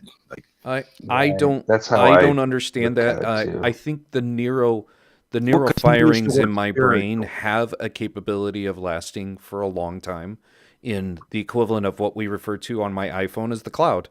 I store a picture on there and it goes into the cloud. I get a new phone, it downloads it from the cloud. I do think that kind of simulation could be in nature, and I'll tell you why. I saw a documentary about 10 years ago in which they had a puzzle in these facilities where they had monkeys as observing different tests, and this puzzle had been in the presence of these monkeys, and they had the same puzzle in like 4 or 5 different locations around the world. It sat there for roughly 10 years, and one day one of the monkeys figured out the puzzle. And roughly 12 hours later, one of the monkeys in another part of the world with the same test that it's once again had been there for 10 years figured out. And another place in Australia, it basically went from Europe to US to Australia, all within a 24-hour period. And by the end of the week, every single laboratory that had this observance going on, without showing any of the monkeys in the different areas. I would love to find this. I wish I could find out. But if I remember correctly, it was either on PBS's Nature or Nova, one of the two. Well, this is asking spiritually what the word spiritual meant to you, because it obviously seems to mean more than just what's going on within your physical mind. That you seem to see more than that. Yeah, I'm willing to admit that we have a creator or a God, for lack of introduction. However, I am an atheist when it comes to Jesus. I'm an atheist when it comes to Yahweh or Jehovah or Hashem or whatever name you want to call him. What about Satan? No, I think I think they're fictional. I think they're fictional characters to start the story and tell you you're going to be deceived. I think that's all they are. Now, is there something that cares or doesn't care? You're just a part of it, being an entity? I kind of think that's what... We're on a natural progression. We start... You and I, or the 4 of you that are here, we all did some variation of a development process in a timing versus opportunity, in that a little piece of our mom and a little piece of our dad kind of got together, had a chemical reaction, spent 2 weeks on a journey down the fallopian tube, adhering to the uterine wall, spent 8 months developing, and out we popped. And somewhere around the age of 3, our memories and cognitive skills started to develop to what we are now, right? Would it be possible, though, that with the world like you're talking about, that physical things could happen and be constructed in a manner that would seems supernatural to us. In relation to my example, for instance, I don't believe there's a supernatural being weaving me together at the time of development. No. No, but what I mean is that things could happen in a supernatural manner throughout the world. Take a selfie and show it to me. Take a video. Take a selfie video. Show it to me. I would love to see it. I've presented the challenge to P-Town, for instance. If he's going to accuse that I'm possessed by a demon, go get some evidence of demons. There should be plenty of them. If I'm possessed by a demon, you should have plenty of evidence that there's demons. But I'm not speaking about you, though. I'm speaking about just in general throughout the world and history. Can you at least say it out loud that you're not a Satan worshiper, Tex? For everybody. I would be a Satan worshiper if I believe that there is a Satan. I just believe that there's deception, and I think that deception has a perfectly human explanation of human origin, not a supernatural. I need clarification. I am not a Satan worshiper, no, but I'm also not a Yahweh worshiper. I'm an atheist of Satan, just the same, right? But you think Jesus and Satan are the same? In a literary way, yes. Gotcha. Yes, they are each other's alter ego. If it came from humans in a creative story, yes. That's the way I see it. I am watching the same M. Night Shyamalan movie or Quentin Tarantino movie in which they weave the story together. I believe I've seen the beginning of the thing and said, ah! And you are still looking at it and saying, no, Jesus is coming soon. And then it's going to be at the end, and it's like, oh, I'm the dead person. Oh, why didn't I see that sooner? Well, I guess what I'm wondering is, if thoughts and things like that can transfer around the world and this kind of thing, then why wouldn't it be possible that, say, Mary could be impregnated and God would come to earth? As far as I can tell, that's a miracle. As far as I can tell, yeah. As far as I can tell, Marys have children after having sex. It's just that simple. It seems like the simplest answer. I could be wrong. I mean, there is a non-canon version of Mary having had secretly fallen in love with a Roman soldier, but that's been, I believe, debunked. Yes, and that's something. Do you think the Old Testament? Mary having a moment of weakness or getting naughty or somebody raped her or something like that. Well, no, what I'm getting at is, if our thoughts can travel throughout the world, and say, like, I remember I had the idea, well, actually, I created this big wheel thing, and then, now, granted, when it actually came out in my same state, so that was kind of odd, but I do have pictures to prove I built the thing before it came out.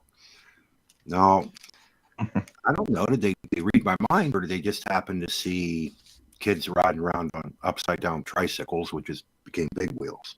It's what it appears. I don't know, but what if people could read minds like you're saying? Then it would seem possible. Miracles would seem more possible. Because it's not. If there's a supernatural being that is involved in our day-to-day lives and really does, send a part human, part supernatural being to us to redeem us, anything's possible. I just think it's highly likely we're on a natural course. We'll find out soon enough. And that the Bible is merely merely a literary tool to potentially deceive you, and its main course was to deceive you, and then somebody figured out the power it wields. So let me. Wait a minute. Go ahead. Go ahead. Yeah, no, this is odd though. For instance, if you were to just step back and look at it, you don't believe it, let's say, why couldn't you look at it more in the manner of, well, this is a story of the human mind and kind of a little bit pretty bizarre, let's just say, like a lot of religious writings. Why do you not look at it that way, but instead look at it as a means to deceive us from what, though? Like, what is true that it would be deceiving us from? So how many versions have you read from in your lifetime of the Bible? How many translations of the Bible have you read from? You probably have a favorite. You probably have a go-to when you can't use that one. No, actually, I don't. And you have no, you're guessing. I read through so many, it's like unbelievable, because I wanted to know, particularly on the deity of Christ. And so I would look at, version after version in Old English and modern and every version I could find. Since like the 80s, I did that. So what? So when you do that, is it like reading a different book every time? No. So it's the exact same every time. The message is exactly the same. Well, it's like speaking from someone down south versus somebody in New York. Or talking with a Pennsylvania Dutch or something. I mean, it's not that different. I mean, syntax is a little different. A few words may be used different, but it's still the same thing. And that's why I said earlier, if we start looking at manuscripts of, say, Alexandrian versus Byzantine manuscripts, sure, you see some variations. They're minimal. But it's like reading, American Standard versus New American Standard, Revised Standard, New Revised Standard, the Confraternity translation, NIV, and on and on and on and on and on. Like, they all pretty much read the same to me. I mean, I do see variations, don't get me wrong, but in general, it's the same story. Well, I agree with you, Tux. The Bible is used a lot through time to deceive. And I don't want to go there. No. Right. I can pick up a New American Standard Bible or a King James or a Geneva or a Bishop's Bible, and it's all going to read pretty much the same. And pretty much the Bible itself. The Bible I'm going to itself contend, Bruce, that I'm going to contend in my statement that each translation is an apologist or a denomination making their message stronger in the areas they want to make it stronger. For instance, sure, if you have a choice of words from one translation to another, I understand, but you can only go so far. This is why when a translation is really wacko, it'll get rejected in seminary schools and the general public. So, I mean, you can only go so far.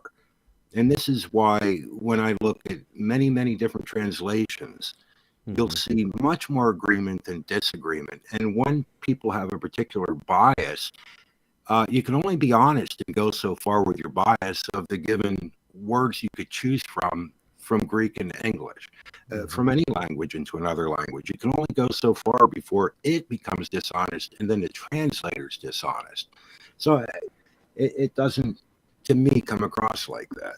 I think the easiest example is the Johannine works in which the Trinity is discussed. Like well, you clearly go to John 1:1. Look at how many people translate John 1:1, and you can see variations. But when people start trying to change it too much, you can really tell. Say, for instance, they don't like the deity of Christ. You definitely see that. You can see how hard they work to try to change it around. To me, those translations are a reflection of how much of an apologist's tool it is rather than it's the inherent word of God. What do you mean? I'm not sure I got it. If you read the version from Jehovah's Witnesses, the Living Translation, for instance. I mean, it's garbage. So it's ridiculous. But what's the purpose of their translation? To try to demonstrate that Jesus is not God. He's a God. And then the King James Version compared to the ESV. There's very minimal difference there.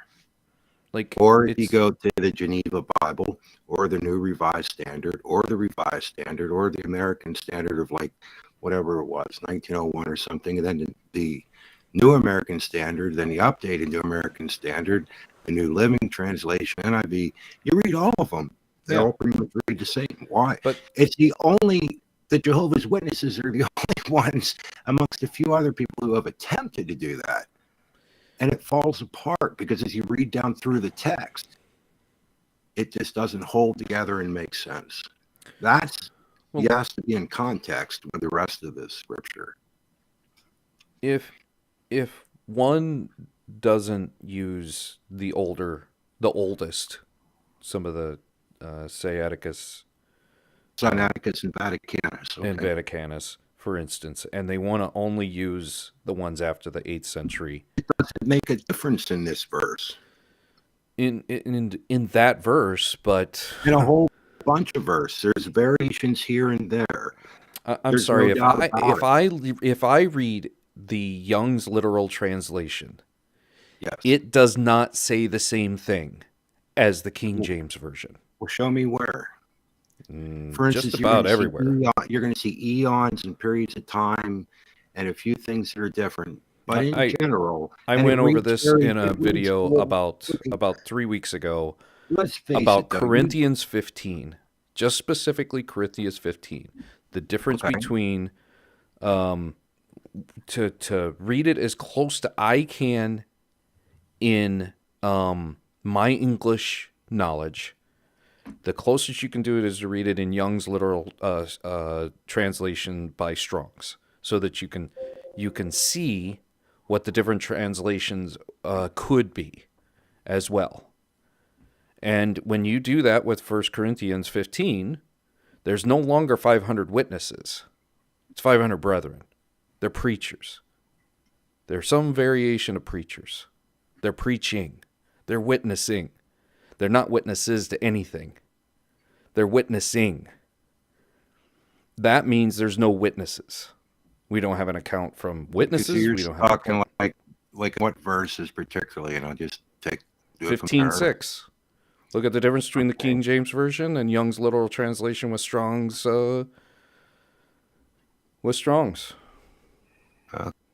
Young literal. Afterwards he appeared to the above 500 brethren at once, to whom the greater part remained till now. Certain also did fall asleep, and certain. Okay. And then say I look at ESV. It appeared more to the 100 brothers at a time, most of whom still alive, though some have fallen asleep. That reads more easily to me because Young's reads very wooden. It's very, very hard. I can look at NASB. So after that, I pointed to more 500 brethren at one time. I'm not having a problem with this. Very good. So it depends on what above means. Does above refer to where, or does it refer to a number? 500 brethren at once. Because the conflict is, in the mythicist view, is that Paul is not talking about them witnessing a physical resurrection. They're witnessing about, or witnesses about, a spiritual Jesus that's resurrected in another realm above them. Okay, then it so reads, after that he appeared to more than 500 brethren at one time.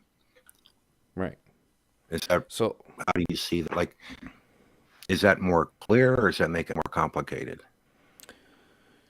You know, to me, the entire verse is referring to damage control over these folks are starting to die. Some of you are still alive. Paul is reassuring them that Jesus is going to come before this generation tastes death. That is my premise to Corinthians 15. Is he's having to address, and I don't know how we got onto the subject, but it's basically my point. My point, going back to the regular point, is apologists have their preference to a translation, and they make their denomination use a specific translation. The reason that the most what's the word I'm looking for? I'm sorry, I'm drawing a blank, but the Southern Baptist Conference is so evangelical, so fundamental. Well, and more King than James or only. above, I'm not sure. That might just be a translational difficulty. It just depends on what it means. Yes. It just depends on what it means. I don't know means. if it's a textual variant at this point, or it's just a matter of what word choices you have and what the translators felt were right at the time. I don't think that means it's deception, though.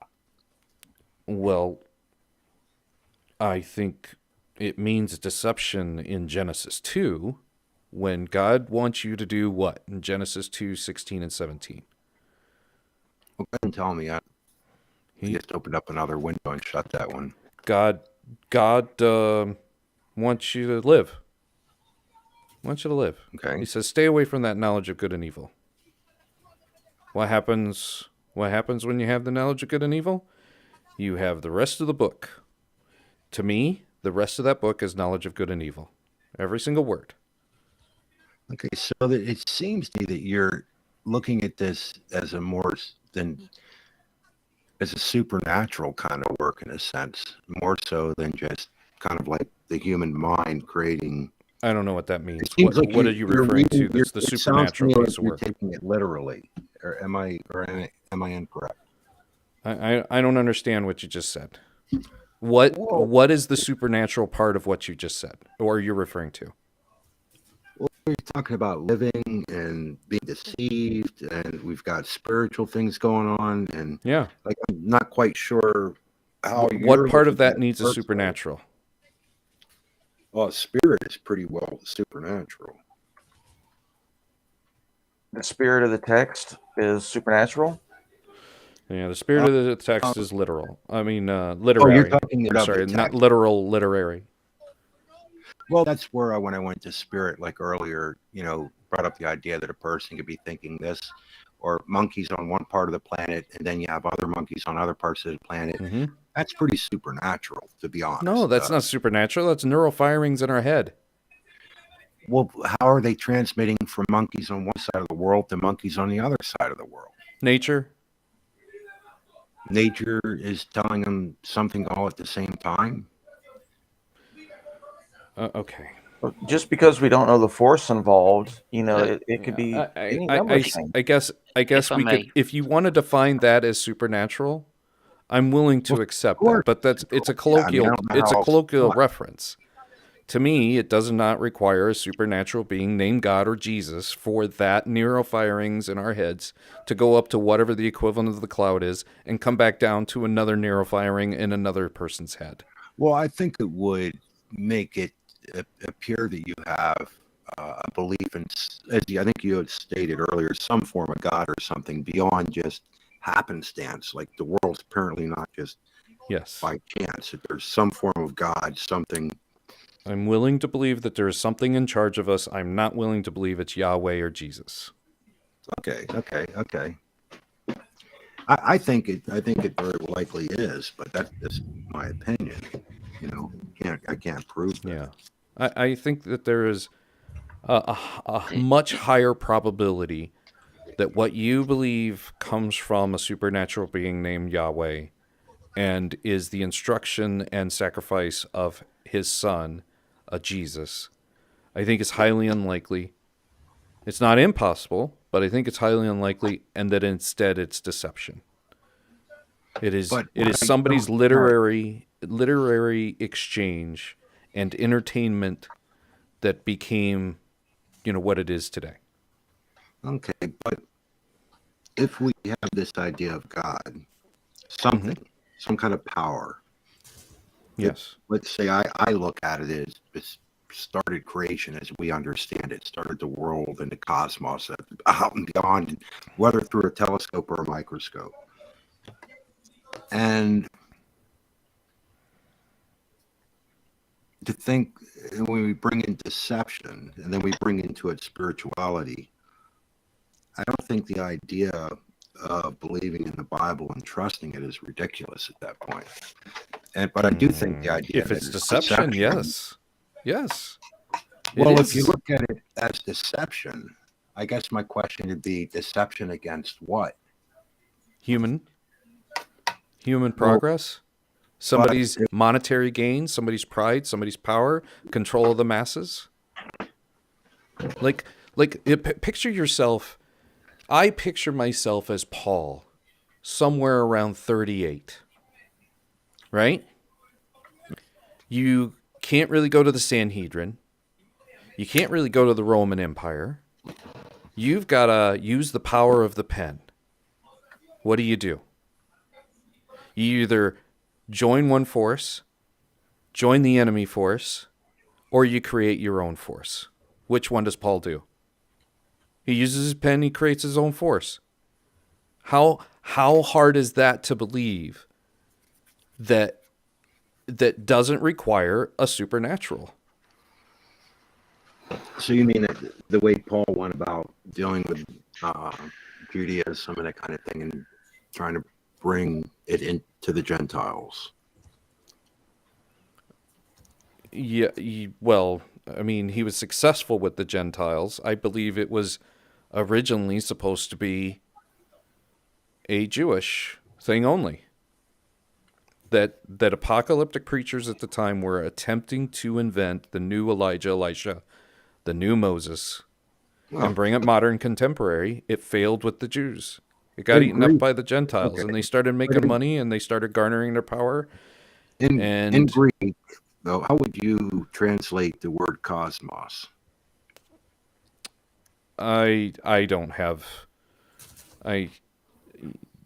Whatever I have seen as a result of Hubble and the new Pratt, is it Pratt? Webb. I'm sorry, Webb. Webb. I know more about this universe than anybody did before 2005.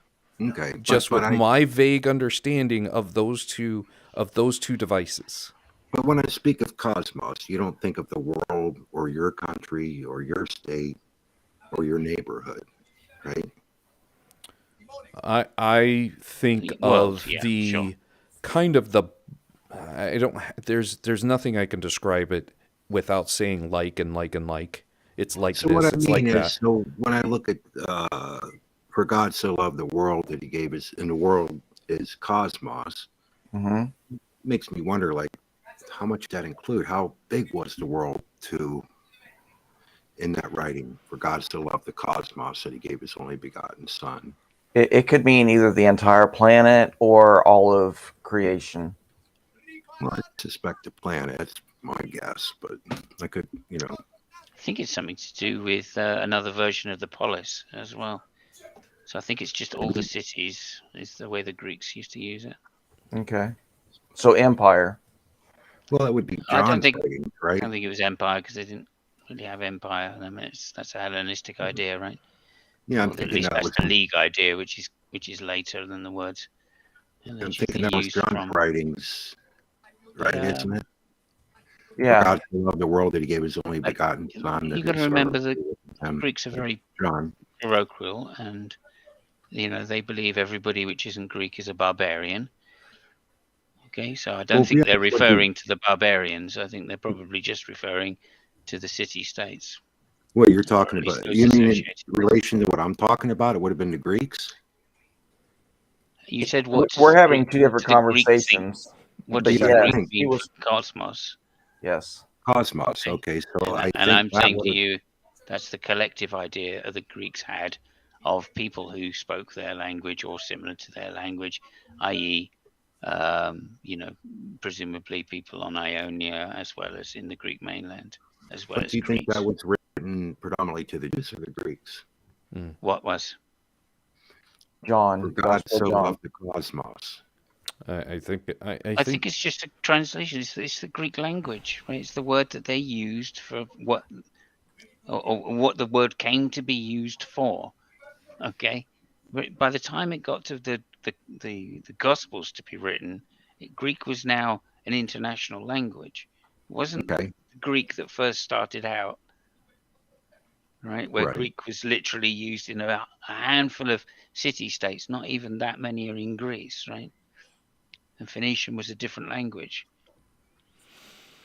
So I'm just pointing out here. Look, don't make that etymological fallacy of saying just because the word meant this at a certain time in history, that's how the word is later used. And don't think presentism, right, that just because things are the way they are today, that's how it was thought of back then. Right. That's right. why we I go just to wonder. historians, right? And That's that's why I just why wonder when if Niddy was talking about, look, there are scientific points about, to be made about these writings, right? Dating the writings isn't just about how they were written or what the content is. It's also about the dates that you find on particular documents, what the documents say compared to other similar versions of the documents, which can be proved to exist 200 years earlier or 400 years later, etc. Okay, so there's many different interpretations. I think that's where Tux is really going with, look, how many different versions in English of the Bible are there? Right? yeah, And but my yes, they point all is, have their own identification. They all have their own idiom, which they're trying to push, right? Their own ideology, which they're trying to push. I well, pointed that out earlier with the King James Bible, the 1611 Bible, particularly being relevant to the people of this land, which were at the time divided, okay, and a monarchy struggling to gain control over its empire, over its nation, okay, and that's why it bankrupted the crown, right? King James was literally bankrupted by trying to produce this book, but the gains that he saw from making this book were huge. well, what I Because it mean meant he though is could that if tax the whole but of the country. what I'm trying to say though is when we get talking translations, whether Yeah, I'm reading the Geneva, the Bishops, the sure. Tyndale, King James, even well, and I could even include the Revised Standard, the original, like what was Sure. it, 1880s or so, or Yeah, 1901 sure. American Standard. Now you see textual variants at that point, but nevertheless, there's very minimal differences in word Sure, choice I understand for, that for the that's Greek. because, yeah, but why the reason, I think the reason you're saying that, Bruce, right, is because you have an interpretation which you bring to the Bible, and whenever you read the words, right, in any of the modern versions of it, okay, you're going to read it with that same view, the same spectacles, right? Now, that's not to say that the person that wrote that different version didn't change certain words in with different spectacles. Well, Okay, yes, now that's I can evident. see. That's absolutely evident when you come over the period of like 400, 4th century to 8th century to 12th century to 15th century, right, to 17th century. That becomes But point more is and whether more I'm evident. whether I'm reading a Bible from the 1500s or I'm looking at a Bible You're not from today, Mm-hmm. I see minimal difference. There's Yeah, very but minimal difference. that's because you understand English to be a particular way. That's not how the English language was used back in the 16th century. We have different meanings for these phrases and words, Well, right? We sure, you have accept to. today because we have spectacles which we put on, which are modern scientific spectacles, right? That's the way we look at things. We have a much better understanding of logic, mathematics, science, history, all of these subjects than anybody reading the books at the time, probably more than the actual translators themselves, right? So when you say, yeah, but I see it as the same, I'm not surprised. What do you mean? Okay, I don't all I'm pointing understand. out to you is that's a version of presentism. That's you looking at the books and the No, translations from a modern viewpoint and saying, look, must be what they meant. Okay, now that's on top of the fact that there I are subtle expect. differences. Well, hold Hang on on, a I haven't second. finished. Wait. Haven't finished. This is That's not on top of the fact that there are subtle differences between these, even the modern versions of these books. Right now, those subtle differences actually inherently do change again subtly. So no, you're right. Generally, they look the same. It's very easy to read them the same, right? Except if you're in that particular denomination. Right? Southern Baptists do look at the okay. text. Calvinists do read the Bible differently to I Anglicans. understand. Okay, so for instance, if I look at a Bible translation Anabaptists read it different. Well, wait. If I look at a translation that was predominantly Calvinist, and then I look at one that's predominantly Arminian or Wesleyan based, of course you're going to see a certain amount of difference. Or like he brought up the Jehovah's Witnesses. Well, there's a radical difference. It gets tossed out of everything nearly because it's ridiculous. And so when we look at things that to you, it's ridiculous. Can I possible finish? it's not Well, ridiculous. no, don't play that with me. Come on. You know, Well, you've there's been a playing the point where possible game, and if you want to play a minute. possible game, I'm sorry, you've got I to be think you're, recipient to a possible well, to be game. honest, you're arguing in a very poor manner because you're not looking at things objectively. You just Well, want to tear neither are it you. down. That's the point I'm making. You're Neither trying are to just you. simply tear it down. What I'm saying is when something is poorly done, it is rejected by scholars. That's simple. Now, when we see variations based Unless you're upon a Jehovah's Witness scholar. What? Unless you're a Jehovah's Witness scholar, in which case they accept it. Well, I'll tell you what they don't accept very well is when you pull out the emphatic diaglott, which was printed by the Jehovah's Witnesses with the Greek into English, then they have a problem. So let's just bag that. That's stupid.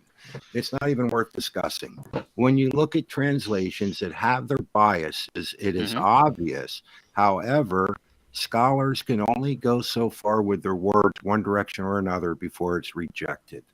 So yes, okay, I can these accept variations, but they're minimal is my point.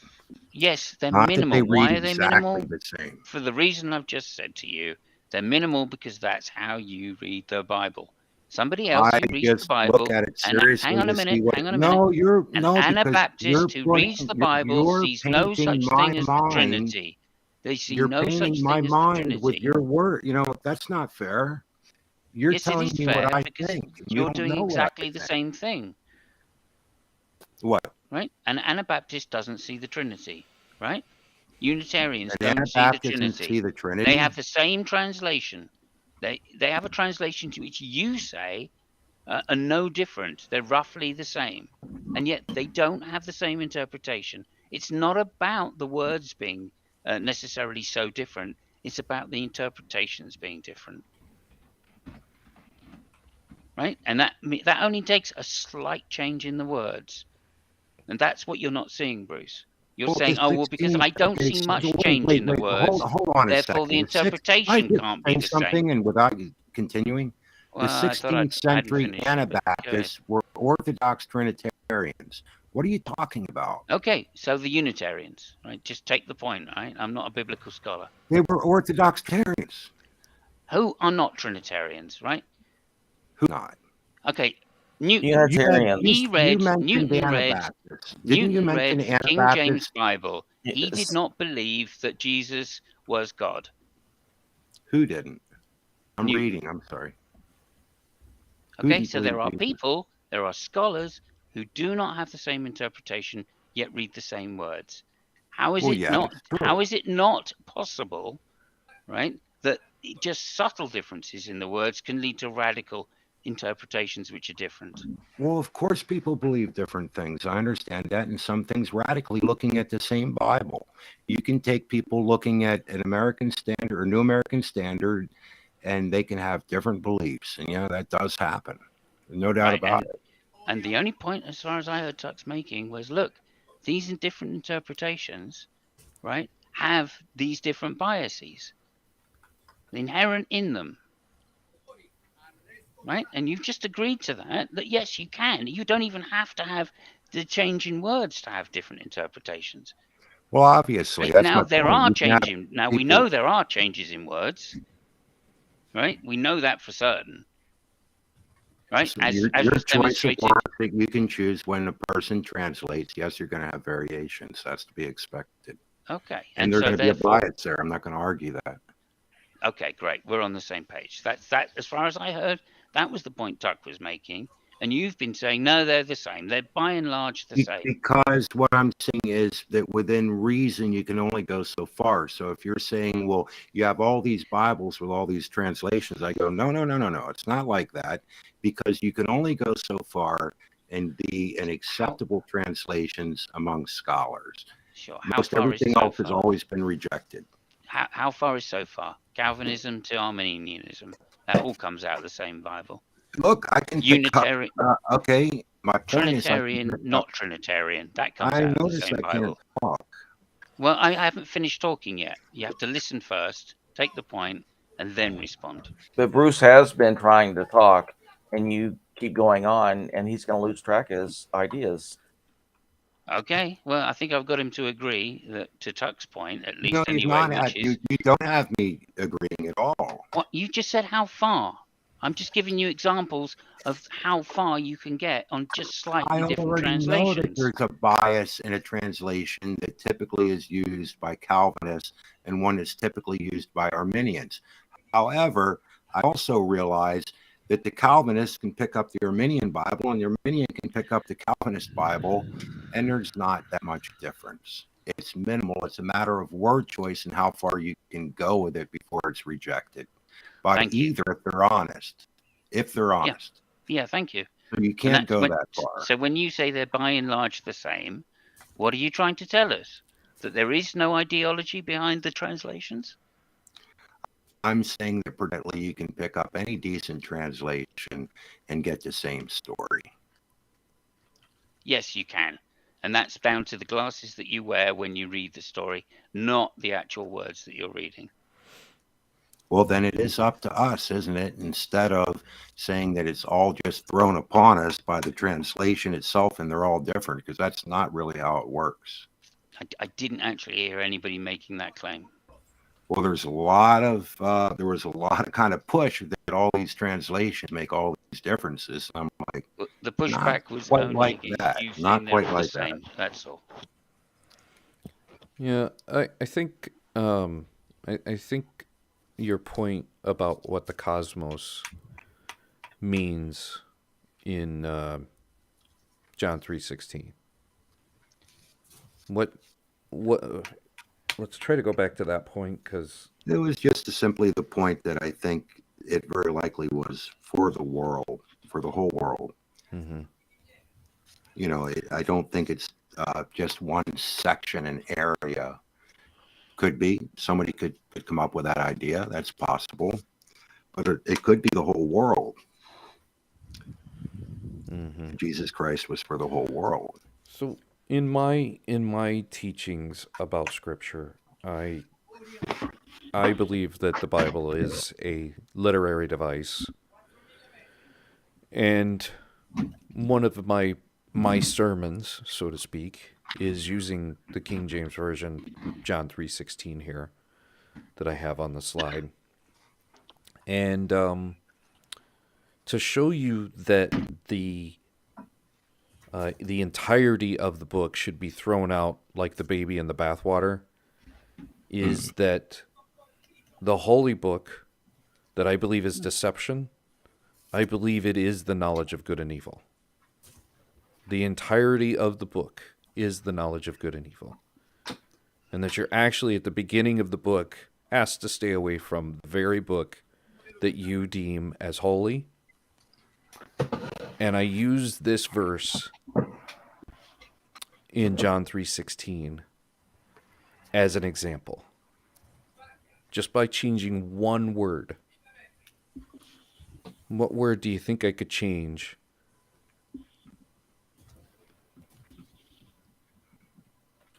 Elohim. Or would be Theos, I guess. What? Tell me. Gave.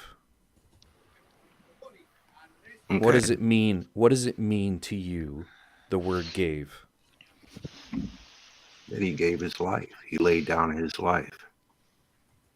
Anything else in there? Not really. Not really. No.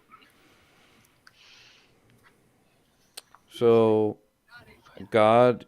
There's sacrifices all through the Old Testament, you know. Are any of them human? And Jesus, Jephthah's daughter's about the only... Almost Abraham's son Isaac. Almost. Well, I'm talking about animal sacrifices and such. So that was ended. And God lays down his own life, gives his own life so that we could have everlasting life. Mm-hmm. So does gave in this context, does it mean an execution style of a criminal? does Gave mean bloody Jesus? Scourged Jesus? Scourged Jesus? How do you pronounce that word? The way it turns out is that Jesus, you can see, we have to look in Philippians, he lays down his own life. Mm-hmm. He chooses to do this. He does this. Okay. Anyhow, man kills him, puts him to death. He rises again, and we have hope and everlasting life. I mean, that's simply, my understanding of it. And that's kind of my point, is that I can see that in any translation. So let's say that the Bible was just good instead of what I propose is it is good and evil. What could we change Gave to so that it's just good? Why don't you just lay it out to me instead of asking me? It'd be easier to just tell me what you're thinking. What was that? Sent.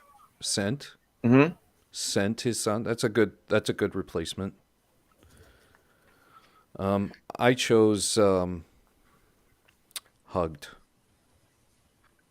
Hugged? Hugged. Like, if I want to tell my son how much I love him, I don't have to tell him. I can just go up to him, put my arm around him, give him that smirk, the Jimmy Tuck smirk. I don't have to tell him. I don't have to persecute him. I don't have to, send him into the Garden of Gethsemane until he bleeds out of sweat pores. I see it this way, though, that if you went and gave somebody else a hug that needed help, and you gave them food, and you gave them a place to stay, that would be showing love for others, and it would be putting yourself below others and esteeming others. I think that's the principle I see in Jesus. And if we followed the teachings of Jesus, my question would be, would we have a better world around us? And would people see you differently if you love other people that much? If God is good and we don't have Satan's alibi for where the Bible came from, I challenge you that Gave would mean Satan's something alibi, other than Satan's alibi. Jesus. You got me confused here. What does Satan's alibi mean? Oh, I had previously discussed this about an hour ago about. Well, that's fine. I'm lost in it. What's Satan's alibi for where the Bible came from? If Satan's a real character, a real deity, a sub-deity, maybe even just a gambling buddy with God, according to Job, instead of a literary figure that I believe he is. What's Satan's alibi in the death of Jesus? I don't know. I don't really think of it that way. I really don't. I just can't imagine. Well, I'm sorry. I think you've been deceived. What's the alibi? You're gonna have to tell me that Christianity is an evil so evil everybody sees it as good, including yourself. Excuse me. What would his alibi be? Tell me. What is Satan's alibi? Yeah. What is Satan's alibi for who wrote the Bible? Did Satan write it or did Jesus write it? Did people in league with Satan write it or did people in league with Jesus wrote it? Assuming that those are real deities available to humanity. So you think that it's like the tree of good and evil or something, and therefore it's evil or something? Is that where I think you're going? Bruce, I think at the beginning of your holy book, let me say this for the last time, okay? Let me just go here real simply, because this is getting too bizarre. If we just simply look at love, and we see the love that Christ had, and say you don't even believe the book, let's say, and you just look at the writings of Jesus and loving your neighbor and how you're supposed to treat people. My question is, would we have a better world if people really lived it? And can you call that deception? Yes, I can call it deception. I can easily call it deception. Because no matter what religion you look at throughout the world, people do respect the teachings of Jesus, generally speaking. Hindus, Buddhists, whatever, when you talk about Jesus and what he taught, oh yeah, they generally like it, but yet you're calling it evil. That's just too bizarre to me. All right. Is there any point in time, if there was a religious figure that a lot of people worshipped, but they were deemed or accused of being possessed by a demon, would you worship that spiritual being? What did they generally do that they were accused of being a demon? Does it matter?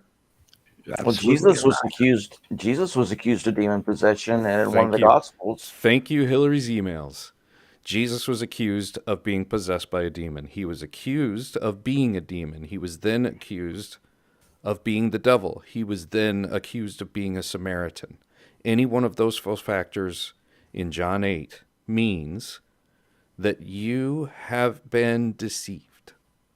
Any one of those being true. No, wait a minute. The reason he was deceived, I think, was because he was claiming to be God or the Son of God at the very least. But I think it's pretty clear in the Johannine writings that he was claiming to be God. And I think that really offended them. I mean, was he accused of being in cahoots with Beelzebub? Well, does he answer any of those questions? For instance, Bruce, are you the devil? Well, you know, I can tell you, for instance, I laugh about it. Like when people would say that to me, I just kind of like, well, one time it was hurting, but I'm human. Okay. I'm not part God. I don't think you're answering the question. You're avoiding it, but I don't think you're the devil because I don't think there's a such thing as the devil. And if Jesus isn't the devil and he doesn't think that there's a such thing as the devil, what would his answer be? He could just simply say no. He could simply say no. Exactly. When he is accused of this, does he simply say no? I have to look at what does he say. Well, in my opinion, he kind of talks in circles. He doesn't answer the question directly. There's only 2 times he answers the question directly and about the 8 times he's accused of something. And that's a pretty bad ratio. Are they going to kill him soon for this, or? Not really. No. Not really. I mean, he's Jesus. Isn't he? He's the good guy. He came to... I mean, if anything in the New Testament is an evil origin, and you're accused of being in cahoots with either an enemy god or an alternative god or an evil deity such as the Satan character, and you're accused of being in cahoots with them, and you answer the question in some form of a house divided by itself shall not stand, that's really not a yes or a no. When you answer things in a form of metaphor of get behind me, Satan, or it's not wise to tempt the Lord thy God, or some variation, it's not a no.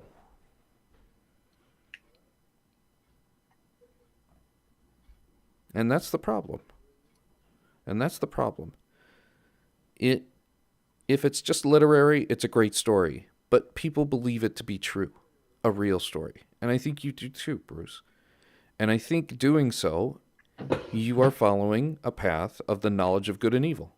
I suppose the more bizarre part about it to me is that you claim to not see it as like a living book from God, right? Yet on the other hand, you seem to have this belief in some form of a God, the universe, something that we could have thoughts that would go up to this God somewhere, and then transmit to other beings all at the same time. Somehow this could happen. I don't know where you got that. I did not say that. In fact, I said just the opposite. In fact, I used an example of a miracly protected book that copies itself like the loaves and the fishes. Well, my point is that if these monkeys at one part of the world are thinking one thing, the monkeys at the other side of the world are thinking the same thing at the same time, and then you talk about this where it could Being go up to this cloud neurologically, thing. I don't know why you're going down this They're track. but neurologically connected. Neurologically connected does not mean supernatural. It means natural. How in the world would monkeys from one side of the earth and the other side of the earth be neurologically, I can't get it out, is neurologically connected and yet not be spiritual? How could that happen? Are monkeys spiritual? I'm asking simply, how could these brains be in one part of the world and another part of the world and be neurologically connected and yet not be what we would refer to as spiritual? How could that happen? I think it's pretty obvious. Tell me. If you have neurological firings in your brain right now, and those electro firings go to whatever is the equivalent of a earthly brain, for instance, an earthly storage, those electronic firings came from the earth. They can go back into the earth and they can come back into us. That doesn't mean it's supernatural. It means it's natural. These electronics firings happening in my head can go into the earth, go over to somebody else. Do you know what a Sprite is? I like Sprite. Not the soft drink. The noun Sprite. No. It's a different kind of lightning. You probably do a Google search. You can see that it's lightning that goes up. Well, yes. Right? Mm-hmm. If lightning can go up from a cloud, the electric firings in your body, every time a muscle moves, I'm not saying all of them can go up, but on the rare occasion that sprites occur, electric firings can probably go up within your body. Nature. Not supernature. Nature. Just regular old nature. Even though it's rare, that doesn't mean it's impossible and requires supernatural.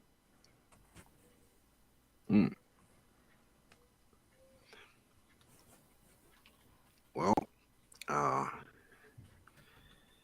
it does take some faith to believe that, though. I don't doubt that. I don't doubt that you would think that, but I don't think that. I don't think faith is required. My substitute for faith is you don't have an alibi for Satan. Therefore, I'm not going to believe the Bible is from a supernatural being. I don't have an alibi for Satan? That's correct. I don't need to use faith if I have evidence that Satan didn't write the Bible. Do I have evidence Satan wrote the Bible? Do I have evidence that Jesus could be in cahoots with Satan? I've just explained it to you in John 8. Okay, so what is Satan to you? You're trying to say Satan a is literary function in the book called the Bible. And their thoughts can be transmitting around the world through vibration. No, you're mixing, you're conflating. You're conflating something completely different. Well, no. Why would I say literary function and then refer to electric firings in my head? Well, probably wouldn't it have something to do with the writing or something to do with this, something to do with that? Who wrote the Bible? Maybe a dog wrote it through reading somebody's mind. I don't know. That's disingenuous. I'm about to boot you. No. How about humans wrote the Bible? Humans wrote the Bible? Yes, we see that. Okay. Where's the superhuman that wrote the Bible? Could have been the Holy Spirit working through them. I don't know that. I can't prove or disprove that. Okay, so I have to have faith for a supernatural being. You have to have faith for a supernatural being, maybe the Holy Spirit, to have written the Holy Bible, right? Yeah. All right. Or it's human beings with a literary usage for the book. Doesn't require any neuron firings in our heads for the Bible to exist the way it exists. It requires humans writing down stories that developed over time. Supernatural beings, I don't believe exist, and they write books. You believe that. Right, but when you use terms such as Satan and such, it does become rather difficult to follow exactly, at least for me, where you're going. So is Jesus a supernatural being? Well, of course he would be. All right, I don't believe supernatural beings exist. Okay. So if I don't believe supernatural beings exist, and I believe and the literary function of Satan is a supernatural being, then it has nothing to do with neuron firings. It has nothing to do with a spiritual realm that somehow those entities exist and they can come down here when human beings, having written it, sufficiently explain the story. That's the difference. And you're not alone in thinking that way. There's plenty of people that think that, aren't there? But your reference to my comment was that I have to have faith in some variation of it. And I don't need faith for it to be a literary function. I don't need faith for it to have been written by humans. It's just written by humans. It's just a natural process from humans. I think that when you're talking about Satan and such, depending on what that means to you, okay, and then you get into the idea of thoughts and vibrations in the earth and stuff and transmission of that. I realize you can take it to a natural occurrence, but I hope you can understand why I would see it as a spiritual kind of thing. I think you've conflated the spiritualness and my neurofirings suggestion from nature.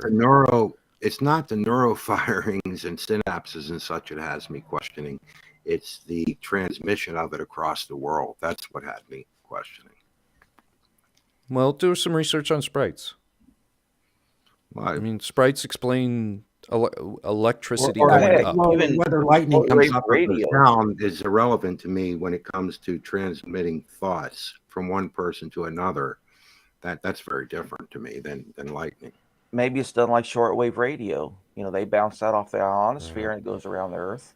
I mean, there's any number of ways that we could guess. None of us know. We're just I don't know. Possibilities, you know. I'm merely going from a documentary about monkeys from 10 years ago, probably.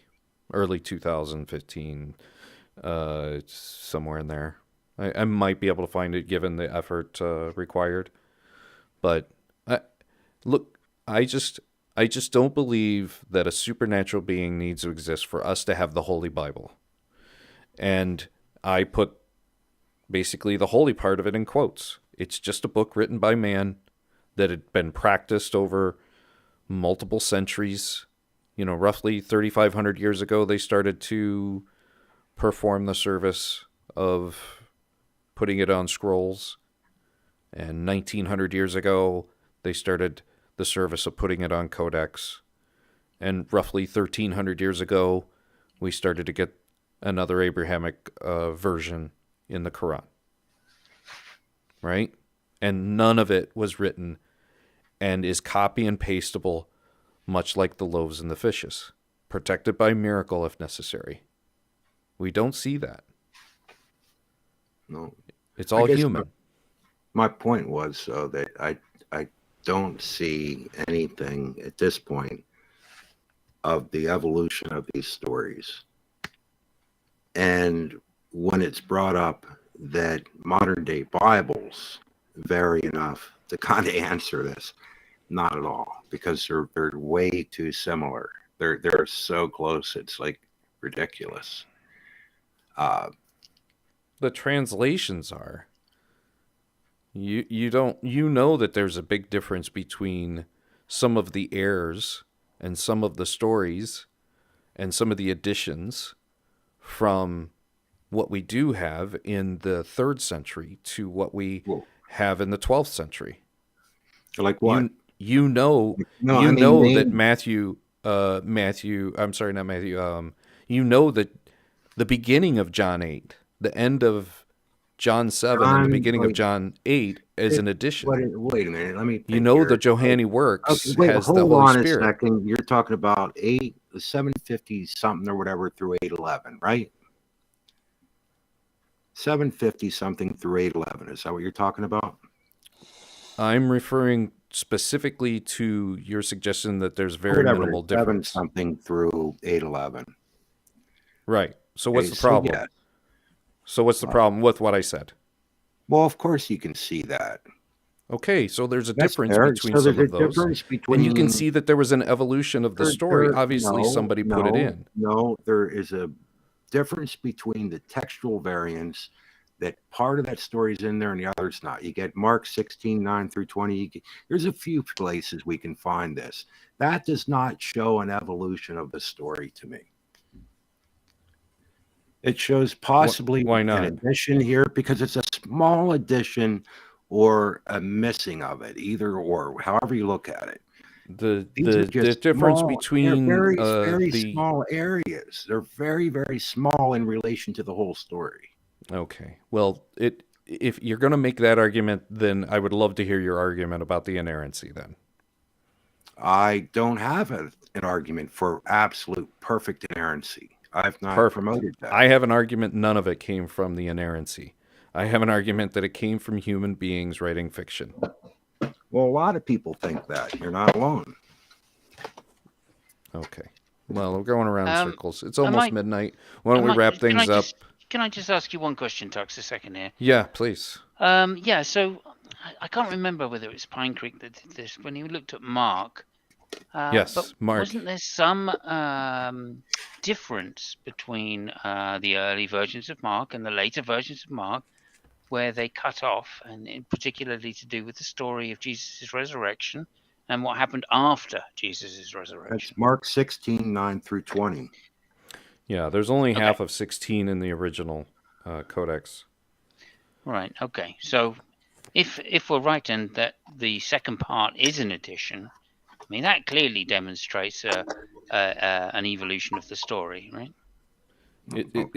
It contributes to the story of an evolution, maybe not evolution of the Christian story, though. But you agreed. You can find it in other places. It's not certainly that text, I think, which was the argument being made. Yeah. These texts have been evolved over time. There are added bits. There is some kind of ideology and pushed forward through addition to the material, or at least changing of the material. But you must admit, if the biggest things you can find is Matthew, like I think it's 57 or something in 7, and through 8:11, and Mark 16, 9 through 20, that's pretty minimal when you're looking at the whole New Testament. And there are a few other things where words are different. I think you said a key word in that statement, Bruce. The New Testament. Well, yes, the whole thing is an evolution. I'm sorry, but what you're quoting right now, you see an evolution from the New Testament from the Old Testament. What yes, you're quoting was New Testament. You were quoting and talking about things within the New Testament, so of course that's what we're addressing right now. It would be stupid for me to go back you to see the an Old evolution Testament from when you're talking about the New Testament. Yeah, why would we go anywhere it's else? All evolution, all of it, all of it. Texas what was the first book written? It's like season 4. What's that, Hillary's emails? You're saying that the New Testament is like season 4, that they had already gone through a few iterations, and this is a retelling of it. This is I guess so. Yeah. Well, it's more like a direct season 4. Like a director's I can cut, see I can see season 4 if you've got the Moses, and then you've got the Books prophecies, and you've got the law, and you've got the Kings and Chronicles history books, yeah, the history books. Like, yes, this is season 4. Yes, it's the new Gentile generation. Yeah, well, actually, Paul would be season 4, and the Gospels and Acts would be season 5. Yes, with maybe Revelation in season 6, and an alternate ending in some places. But look, I just want to say, look, I think it's been shown that there are slight differences, and I'm trying to agree with you, Bruce, here as much as possible, right? So I think this is the common ground, right? That yes, indeed, these new translations, certainly in the 18th, 19th, and 20th centuries, have slight differences in their wording. In some cases, to be more in line with the original translations, but not nonetheless. They have slight differences in their wording, not enough to make them significantly different if you're reading them from the same perspective, right?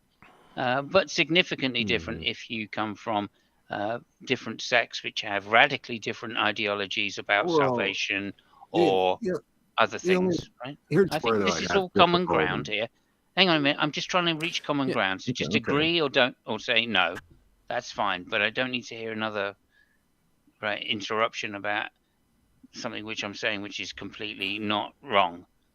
I think you've agreed to all of this already.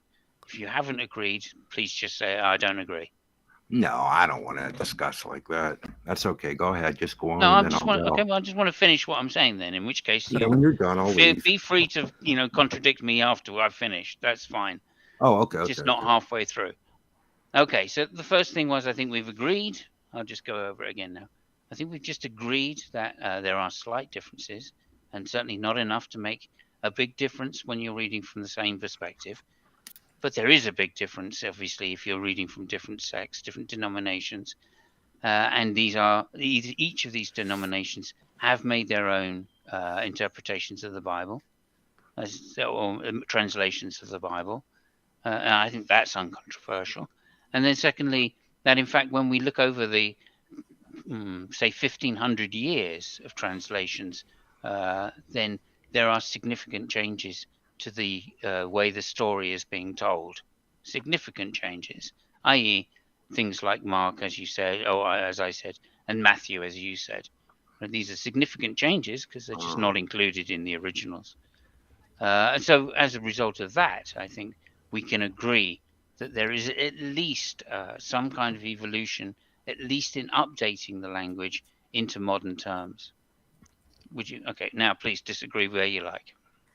Well, I don't see it as an evolution. I see it as simply finding older manuscripts that some people feel were better. There's some people that still held to the idea that the majority text family held more weight. There's some disagreement in that. I've known people that were Calvinist or from a Wesleyan background that both read the King James. I've known them that read New American Standard, and plenty that read the NIV because it was popular for many years. And some people would disagree with this or that, the way it was translated. They might like this version more than that and such, but they still hold the position they hold, all with different glasses, if we're going to call that. And that's, but the text still says what it says. Well, Bruce, and you can I still just go want back and, well, let me finish this. And everybody still has the ability, if they want to study enough, to go back to the Greek and the minimal variations thereof, within the Greek text, and still come up with wearing the same glasses they're wearing, or maybe it'll change a little bit, but it's still pretty much the same, in my opinion. All right, Bruce.